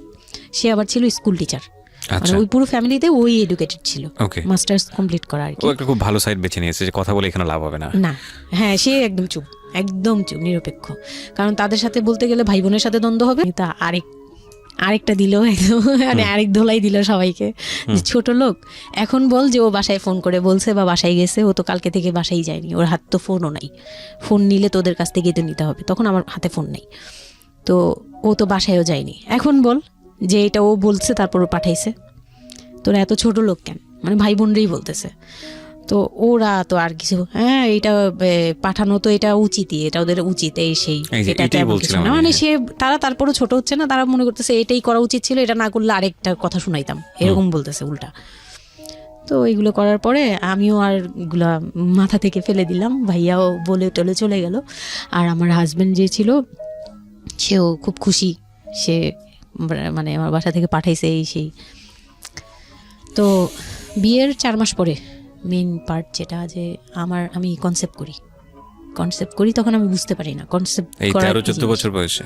হ্যাঁ, তখন আমি স্কুল যাতায়াত করতাম, রেগুলার না, আচ্ছা, মাঝে মাঝে রেগুলার, মানে মাঝে মাঝে বলতে আমি চাচ্ছিলাম কি পড়াটা রানিং থাকুক, এক্সামগুলো দিব আর বাসায় থাকবো। আর বাসা থেকে যখন স্কুল ড্রেস পরে বেরোতাম আমাকে সবাই মিলে কি যে বলতো, মানে বলার মতো না, এগুলো অকথ্য ভাষা বলতে গেলে, যে মানে নোংরা কথা বলতো। তো যাই হোক, ওগুলো আমি কানেও নিতাম না, আমি বলতাম না আমি স্কুলে যাব। আর যেহেতু বিয়ের সময় বলছে যে ওরে পড়াশোনা করতে দিব, আমার হাজব্যান্ড এগুলো বলছে, ও না ও স্কুলে যাবে আসবে সবই করবে। পরে গিয়ে বলে কি তুমি বাড়ির বড় বউ, তুমি যদি স্কুল ড্রেস পরে স্কুলে যাও কেমন দেখা যায়, আমি তো বোরকা পরতাম। তো বলে না, স্কুলে গিয়ে তো তোমার বোরকাটা খুলতে হয়, অ্যাসেম্বলিতে দাঁড়াও, ওই যে পিটি করো তোমরা, এগুলো তো আশপাশ থেকে দেখা যায়, এলাকার ভিতরে স্কুল, আমার অসম্মান, এটা তার অসম্মান হয়েছে। উনি পড়াশোনা করেছেন আপনার হাজবেন্ড? না, উনি ক্লাস 5 পর্যন্ত পড়ে আর পড়াশোনা করেন। রাইট, ওনার জন্য অসম্মানই হবে এটা। আমি ক্লাস 5 পড়ুয়া যারা আছেন বাংলাদেশ, তাদের সবার প্রতি রেসপেক্ট রেখে বলছি, ক্লাস 5 না, এনার ডিগ্রি পাস করা এরকম অনার্স মাস্টার্স পড়ুয়া এরকম অনেক ছেলে মেয়ে আছেন যারা এই ধরনের মানে আজগুবি ল্যাংরা টাইপ যুক্তি দিয়ে জীবনটাকে চালান। তাদের জন্য এটা আসলে অযুক্তি, কি হবে, কিছু করার নাই। হ্যাঁ, তো আমি তখন চিন্তা করছি যে আমি স্কুলে যাব, তো মাঝে মাঝে করতাম কি একটু করেই মানে ম্যানেজ করে যাওয়ার চেষ্টা করতাম, রিকোয়েস্ট। বিষয়টা যদি এরকম হতে ধরেন, আমি জানি না, প্রথমত যেটা ঠিকই হয়নি, মানে কোনো কিছু ঠিক হয়নি, শুনছি আর মেজাজ খারাপ হচ্ছে আসলে, মানে কোনো কিছুই ঠিক হয়নি, তারপরেও যদি খারাপের মধ্যে ভালোটা চিন্তা করি যে ঠিক আছে, এত কিছু একটা মানুষের এত খারাপ, একটা দুটো দিক তো ভালো থাকতে পারে না, ওর ওয়াইফকে সে সাথে করে নিয়ে, ঠিক আছে তোমার স্কুলে চলো আমি তোমাকে পৌঁছে দিয়ে আসি, স্কুল দিয়ে পৌঁছে দিয়ে আসলো, স্কুল থেকে নিয়ে আসলো। কিছু জিনিস হয়তো ওনার আত্মসম্মানে লাগবে, যেহেতু উনি বেশি দূর পর্যন্ত লেখাপড়া করেনি, উনি অনেক কালচারের সাথে অভ্যস্ত না, এতটুকু হলেও তো ও নিজের মনটাকে বুঝ দিতে পারতো যে না আমার হাজবেন্ড আমাকে কেয়ার করে। মানে স্টুপিডিটির আর কি, মানে লিমিটলেস স্টুপিডিটি যাকে বলে, তুমি অ্যাসেম্বলিতে দাঁড়াবে সে কারণে তোমার লেখাপড়া বন্ধ, বদমাইশ। তারপর স্কুল বন্ধ করে দিল। না তখন আমি কনসেপ্ট করি, আমি বুঝতে পারিনি, আমার তখন টেস্ট পরীক্ষা চলছে স্কুলে। তো পরীক্ষা দিতে দিতে আমার মানে শারীরিক পরিবর্তন খেয়াল করলাম, যে আমার বমি লাগতেছে খুব, মানে বইয়ের দিকে তাকাতে পাচ্ছি না, খাতার দিকে তাকাতে মানে মাথা কেমন করতেছে। তখন ক্লাস 9-এ। তখন আপনি জানেন না আপনি কনসিভ করেছেন? না, তখনও মানে এইটার সিমটম ফার্স্ট। তো এইরকম হওয়ার পরে রাতে 11:30-12টার দিকে আমি না খুব গড়াগড়ি করে কান্না করতেছি, জোরে জোরে, মানে খুব গড়াগড়ি করে জোরে জোরে কান্না করতেছে। আমি আমার মাথায় নেই যে কে শুনতেছে কে না শুনতেছে এরকম। তো এটা দেখে তার বোন, যেটার বিয়ে হয়ে গেছে, সে আবার ছিল বাসায়। তো সে দেখে বলতেছে, সে আবার মানে খারাপ লাগছে তার কাছে, বলে চলো এক্ষুনি তোমার নিয়ে হসপিটালে যাব। হ্যাঁ, ওর কি হইলো হঠাৎ করে, কি খাইছিলা তুমি, কি উল্টাপাল্টা কিছু খাইছো কি না, এই সেই। বলছি না, আমার কেন জানি অনেক পেট ব্যথা করতে, আমি পারতেছি না সহ্য করতে, পেট জ্বলতেছে আমার খুব। তো নিয়ে গেল ডাক্তারের কাছে। তখন ডাক্তার আমার নার্ভস দেখে বললো যে she is pregnant. But 100% confirm করতে পারবেন আল্ট্রাসাউন্ড না এমনিতে, তবে উনি আর কি ওনার মতো করে বলছে। আর তখন টেস্ট দিল একটা, যে রাতে নিয়ে যান, ইউরিন টেস্ট টাইপের একটা কিছু বাসায় করা যায়, ওই টাইপের একটা টেস্ট দিল। তো ওইটাই করলাম। বাসায় এসে করার পরে পজিটিভ আসছে, যেভাবে বলছে ওইভাবে করছি, করার পরে পজিটিভ আসছে। পজিটিভ আসার পরে মানে আমার কাছে যেটা মনে হচ্ছিল যে আমি মানে এতটা খুশি হয়েছি, আমি কিন্তু বিয়ে নিয়েও খুশি না, আমার মনে হচ্ছে এটাই আমার অ্যাচিভমেন্ট লাইফের। আচ্ছা, এতটা খুশি হয়েছে আমি বলতে পারবো না কেন। এটা আসলে ন্যাচারালি আল্লাহ হয়তো প্রত্যেকটা মেয়ের মধ্যে এই বিষয়টা দিয়ে দেন, যে নইলে আসলে মা কেন, মানে মা তো মাই, এটা আসলে আল্লাহ গিফটেড অফকোর্স। দেখেন এরকম একটা ডিফিকাল্ট সিচুয়েশনের মধ্যে, যেখানে 13 বছর বয়সে ওর আসলে এই জিনিসটা ফিল করার কথা না, সেখানে ও ফিল করতেছে, এটা কিন্তু লজিকলেস ফিল, এবং এই ফিলটা সম্পূর্ণই ন্যাচারাল। ওকে, আমার কাছে তখন মনে হচ্ছিল কি যে আমার পেটে একটা জীবন্ত কিছু আছে, এক্স্যাক্টলি, মানে এইরকম ফিল হচ্ছে। আর আমি এটাকে মানে একটা কিউরিওসিটিও, যে দেখি তো কি হয়, কতদিন পরে কি হবে, মানে এটা আস্তে আস্তে বড় হবে, এটা কি করবে পেটে, এটা কিভাবে আসবে, মানে দুনিয়াতে কিভাবে আসবে, এটা এইগুলোও জানি না আমি, যে মানে এটা বড় হলে পরে এটা যে কিভাবে দুনিয়াতে আসবে। You feel like it's a game, কোন একটা খেলা, খুব মজার একটা খেলা, যে আমি একটা কিছু পাইছি, এটা নিয়ে থাকা যাবে এখন, এরকম মনে হচ্ছিল তখন। খুব মানে খুব কেন জানি খুব আনন্দ, মানে মা হওয়ার ফিল না, কিন্তু এটা মা হওয়ার ফিল না, কিন্তু কিউরিওসিটির জায়গা থেকে কিছু একটা আছে আমার সাথে, আমি এটা নিয়েই থাকবো এখন, মানে আমি একটা কিছু পাইছি এখন, আর আমি একা না, এরকম মনে হচ্ছে। তা আমি না দৌড়ে দৌড়ে বের হয়ে বললাম কি, ওই যে বোনটা আমাকে রাতে নিয়ে গেছিলো ডাক্তারের কাছে, সে তো ছিল রাতে। তো আমি বের হয়ে বলতেছি কি, আপা আমার না এইরকম 2টা আসছে, মানে এই পজিটিভ স্টেপগুলো আসে যেগুলো বলছি। পরে সে না সাথে সাথে বলে কি, এখন তো আমাদের কদর কমে যাবে আরো। প্রথম ছিল এটা, প্রথম ডায়লগ ছিল এটা, মানে মনটা খারাপ করে সে বড় নিঃশ্বাস ফেলে বললো, হ্যাঁ এখন তো আমাদের কদর কমে যাবে, আর তো এখন তো আর কম কম আশা লাগবে। তার সাথে ছোট বোনটা বলতেছে, তুমি না সময় কমে বুঝে কথা বলো না, এইগুলো তো বুঝতে হবে, মানে তাদের মতো করে তারা বলতেছে, যে পুরান ঢাকার মানুষ যেভাবে বলে ওইভাবে বলতেছে, যে এগুলো তো বুঝতে হবে যে এগুলো প্ল্যান করা, মানে আমি ইচ্ছা করে কনসেপ্ট করছি এরকম কিছু বুঝাইছে, কিন্তু আমি তখনও না এই জিনিসটা মানে ঘোলা আমি বুঝি নাই যে ওরা কি বলতেছে দুইজনে। তা আমি বলি যা মজা তাই বলুক, আমি আমার মতো থাকি। তা আমি দৌড় দিয়ে গিয়ে আমার হাজবেন্ডকে না বললাম, এই উঠেন না। আমি তখনও পর্যন্ত কিন্তু তাকে খুশি হয়ে গেছে বলিনি, ফার্স্ট তাকে খুশি মনে কিছু বলতেছি। বিয়ের 4 মাসে আমি তাকে কখনো ডাকও দিইনি, তাকে কিছু বলিও নাই, বা আমি ওনাকে কোনো রিকোয়েস্টও করি নাই, কোনো আহ্লাদও করি নাই। ফার্স্ট মানে মনে হলো যে আহ্লাদ করে বলি, যে জানেন আমি এরকম আসছে আমার। তো আমি কাকে বলবো, ওদের করে খুশি করতে পারিনি, যাই রে দেখি খুশি করতে পারি কিনা। যে তাকে ধাক্কা দিছি, সে ঘুম থেকে বিরক্ত হয়ে উঠলো, এই ধাক্কা কি করো কেন, কি হয়েছে? আমি তো মনটা ভেঙে কি, যে আমি তো এরকম আমার পজিটিভ আসছে, দেখালাম যে এই যে এটা হলে না পজিটিভ হয়, রাতে পেট ব্যথা বলছিলাম না, তো ওইটার ইয়েতে এটা আসছে। তারপরে না চুপ হয়ে তাকায় আছে, বলে কি এইগুলা কি মানে বুঝলাম না। বলে কি এইটা তো ঠিক না। কি ঠিক না? তারপর বলতেছে যে এই এখন তো এগুলোর দরকার নেই আমাদের, এখন তো এগুলোর কোনো দরকার নাই। তো আমি বলি আপনি আমার স্কুল যেতে দিবেন না। আমি এবার তখন মুখ খুললাম, আপনি স্কুল যেতে দেন না, তারপরে আর আমি তো এই জিনিস মানে এটা কিভাবে কি হয়েছে আমি তো জানি না। আমি ভাবছি যে আপনি হয়তো বা কিছু করছেন, আমি জানি না। আমি তাকে এইভাবেই বললাম খুলে যে আমি তো আসলে জানি না, যে আমি ভাবছি আপনি চাচ্ছিলেন এই জন্য হয়তো বা এরকম কিছু হয়েছে। আর মানে প্রোটেকশন নেওয়া টেওয়া সব কিছু তার উপর ডিপেন্ড করে। তারপর হচ্ছে এটা বলার পরে না মানে আমি আর কিছু বলার মতো ইয়েতে ছিলাম না, আমি চুপচাপ, যে ওরা কি করবে না করবে আমি কিছু জানি না। তো আমার হাজবেন্ড যেটা করলো, যে সে চাচ্ছিল না যে আমি মানে সে চাচ্ছিল না বেবিটা, মূল কথা হচ্ছে সে চাচ্ছে বেবিটা চাচ্ছে না মানে, কিন্তু কিছু বলতেও পারছে না। আমি এবার বাসায়ও বলছি, বাসায় সবাইও খুব চিন্তিত আমার এইটুক বয়সে আমি কিভাবে কি করব। আর এদিক দিয়ে আমি এবার কিছুই বলছি না, আমি আমার মতো করে চলছি, নর্মাল লাইফ কাটাচ্ছি। আমার কোনো শারীরিক পরিবর্তন তেমন আসে নাই, সত্যি কথা বলতে। শুধু একটু মানে কিছু কিছু খাবার আছে একটু বাজে লাগতো, এই ছাড়া আমার সবই নর্মাল। আমি নর্মাল ওয়েতেই আমি ওই ওষুধ খাচ্ছি রেগুলার, আর হাঁটা চলা করতেছি, লাফালাফি সিঁড়ি বাওয়া কোনো কিছুতেই আমার ইয়ে নেই। যেটা আছে ডাক্তার থেকেও কোনো ধরনের কোনো কন্ডিশন দেয়নি? না, ডাক্তার দিয়েছে, ডাক্তার ওই যে 2-1টা ওষুধ দিয়েছে। প্রথম কথা হচ্ছে ডাক্তার থেকে যে বাক্যটা আসলে ছিল যে এই 13 বছরের মেয়ের সাথে এটা কিভাবে হলো? ও ডাক্তার, হ্যাঁ। তখন যখন ফার্স্টে ওই দেখলো, তো উনি বললো যে এটা তো আসলে নষ্ট করাটা ওর জন্য রিস্ক।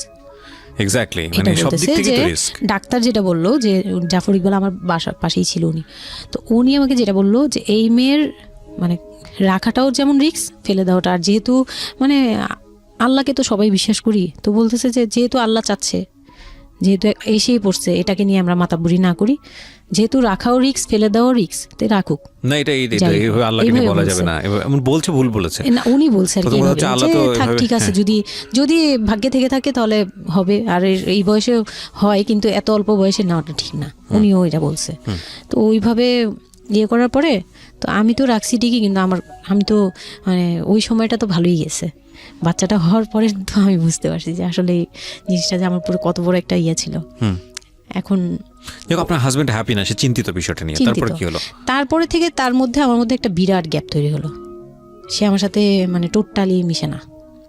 ওকে। ওই সময় থেকে যখন শুনলো, রাতে 3টা-4টা বাজেও আসে বাসায়, তার মধ্যে একদম পুরো চেঞ্জিং চলে আসলো হঠাৎ করেই। ওকে। কি কারণে জানি না, মানে আমি নিজেও জানি না আমার কি ভুল ছিল বা কি, আমি নিজেও বুঝছিলাম না তখন। ওই সময় একদিন আসলো রাতে 3:30 না 3টার দিকে, হ্যাঁ 3টার পরে আর কি আসছে। আসার পরে আমি ওই দিন খুব খেপলাম যে প্রত্যেক রাতে আমি একটা অসুস্থ মানুষ, আমি রাত জেগে আপনার জন্য ভাত নিয়ে বসে থাকি, আপনি প্রত্যেক রাতে এরকম লেট করে আসেন, আমাকে গেট খুলে দিতে হয়, আমি ঘুম থেকে উঠেও গেট খুললে আমার খুব কষ্ট হয়, সিঁড়িটা বেয়ে নেমে আমার গেটটা খুলতে হয়, আমার ভয়ও লাগে, আমি কখনো বাসায় একা থাকিনি। ওই প্রথম মানে আমাকে সে চুলে ধরে সে টেনে ও সিঁড়ি দিয়ে নামাইছে, মানে নামায় সে আমাকে বের করে দিবে এখনই।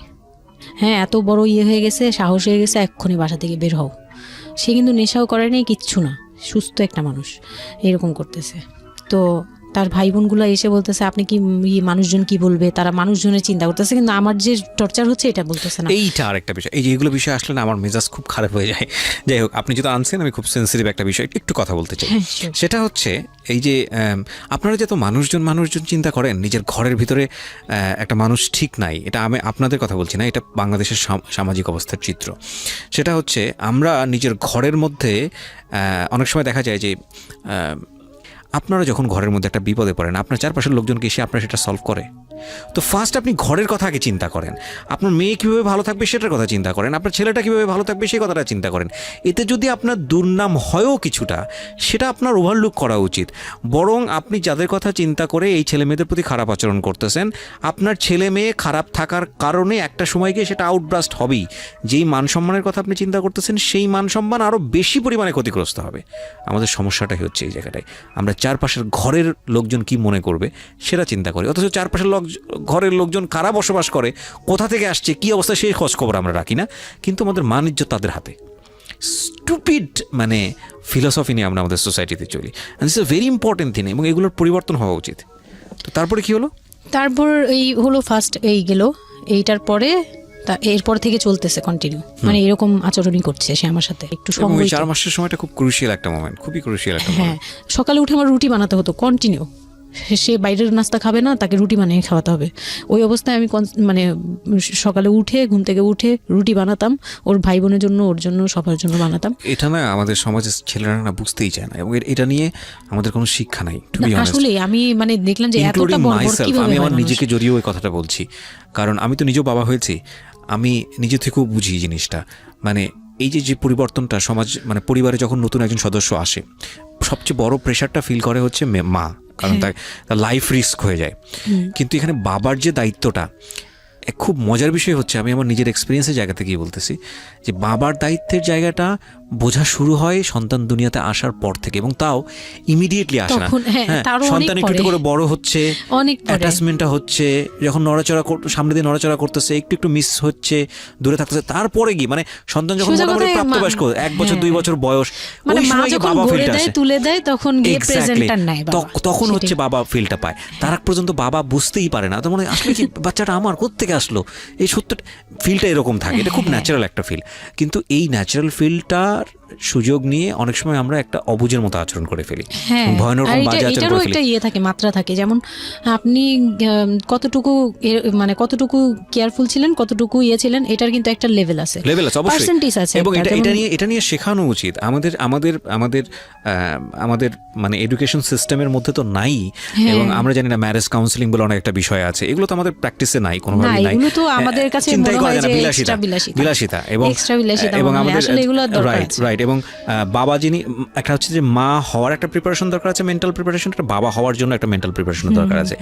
আমাদের সমাজে এটা টোটালি মিসিং। আমরা এই নারী দিদিদের কাছ থেকে যে গাইডটা পেয়ে আসছি, এবং সেটা না বুঝে না শুনে প্র্যাকটিস করেছি। রাইট, আমি জানি না, আজকে আমি সত্যি এই কথাগুলো বলতেছি, হয়তো আমরা ওই রাতারাতি পরিবর্তনের জায়গায় যেতে পারবো না। অপারেশন করবে, তারাও ডাক্তার বলতেছে এই মেয়ের অপারেশন কি করবো, আর এই মেয়ে নর্মালি কি বেবি দিবে। আমি বলতেছে এটা তো গ্রামগঞ্জ না, আপনারা কি করছেন। আমি তখন আরো শুকনা ছিলাম, তো আর এমনিতেও বয়সও কম ছিল, আবার শুকনাও ছিলাম, দেখতে আরো পিচ্ছি লাগতো। বলতো যে অনেক দুর্বল, তো ও তো মানে ঠিক মতো টেক কেয়ারও করেন নাই বাসায়। হ্যাঁ, বলতেছে একদম আমার এই হাতের মানে এইগুলো ব্রিনগুলো বুঝে যেত, এইগুলো বুঝা যেত, একদম হাড় গোড় বুঝা যেত। যখন অপারেশনের 12 ঘন্টা পর আমার সেন্স আসে, প্রায় 12 ঘন্টা। মানে আপনার বেবি হয়েছে আপনি জানি না? পরে আমি যখন ঘুম থেকে মানে সিজারিয়ান বেবি, পরের দিন শুধু রাতে একটু টের পাই যে আমি আমার পাশে কেউ মানে ব্রেস্ট ফিড করছে, এইটা ফিল পাইছি। শুধু মুখের দিকে তাকাতে পারিনি, চোখ খুলতে পারিনি, কিন্তু কেউ একজন আমার পাশে শোয়া, মানে আমার হাতের উপরে একটা বাচ্চা শোয়া, এইরূপ ফিল পেয়েছি। আর এরপরে যে চোখ বন্ধ করেছি, একবারে সকালে প্রায় 11-12টার দিকে আমার ঘুম ভাঙছে। তখন তাকানোর পরে একটু পুরোপুরি ইয়েতে, তো আমাকে উঠিয়ে নিয়ে আমাকে ইয়েতে ক্যাবিনে দেওয়া হলো। ক্যাবিনে দেওয়ার পরে আমি বাচ্চাকে দেখি, বারবার চিন্তা করি যে এটা আমার মেয়ে, কোত্থেকে আসলো, কিভাবে আসলো, আমি নিজেকে দেখি। তখন না আমার মাথায় এটাও ছিল না যে এটার বাবাকে, এটার ফুপুকে, এটার চাচা, কিন্তু হোয়াট এভার আমার বাচ্চা এটা, মানে আমি এখনো স্টিল না, আমার বাচ্চা এখন ক্লাস 8-এ পড়ে, এখনো আমি তাকে বাচ্চা। হ্যাঁ, তো ও আর আমি একসাথে হাঁটলে মনে হয় কি মানে ফ্রেন্ড আমরা, এরকম পর হচ্ছে। ওই বাচ্চাটা হওয়ার পরে সে খেলে, আমার খুব ভালো লাগে, তাকে নিয়ে আমার সময় ভালো কাটে। আমার আর মানে ওর বাবার কথা মাথায় নেই যে এই লোক শুধু মানে এনে দিবে ঘরে, আমি রান্না করব, খাবো, ব্যাস ওই পর্যন্তই শেষ। আমার আর এর দরকার নেই, কাউরই দরকার নেই। আমার বাচ্চা নিয়ে আমি পুতুলের মতো খেলি সারাদিন। ওর বাবা অনেক সময় দেখা গেত, ওর বাবা তো রাতে 2-3টায় আসতো, আসার পরে যে খাওয়া দাওয়া করে ঘুমাবে। তো আমার তো ওই রুম ছাড়া কোনো ওয়ে ছিল না, ওই রুমে আমি হাঁটাহাঁটি করতাম, বাচ্চা কান্না করতো। একদিন এমনও হয়েছে সে আমাকে ঘর থেকে বের করে দিচ্ছে, আমি নাকি ইচ্ছা করে বাচ্চাকে কাঁদাই আর তাকে ঘুমাতে দেই না। হ্যাঁ, সে আমাকে রুম থেকে বের করে দিচ্ছে। তো এত রাতে বাসা থেকে যখন রুম থেকে বের করে দিচ্ছে, আমি সিঁড়িতে সারা রাত, মানে ওদের তো আর বারান্দাও নেই, হাঁটার জায়গা। বাচ্চা কোথায় ছিল? বাচ্চা আমার কোলে, বাচ্চা তাওয়াল দিয়ে পেঁচানো আমার কোলে, সে কান্না করতেছে, আমি সিঁড়িতে বসে আছি। আর আমি যখন সিঁড়িতে বসছি, আমি জানি না কি কারণে বাচ্চার কান্না অটো থেমে গেছে। রুম থেকে বের হয়েছি না, তো ওর বাবা যে ধমক টমক দিছে, আমি জানি না কি কারণে, হয়তো বা রাতও অনেক হয়ে গেছিল, অনেক কান্নাকাটির পরে হয়তো ও ক্লান্ত হয়ে গেছিল, ও মোটামুটি চুপ হয়ে গেছে সিঁড়িতে, নয়তো পুরো এলাকা জানার কথা এইরকম। তো আমি সিঁড়িতে বসে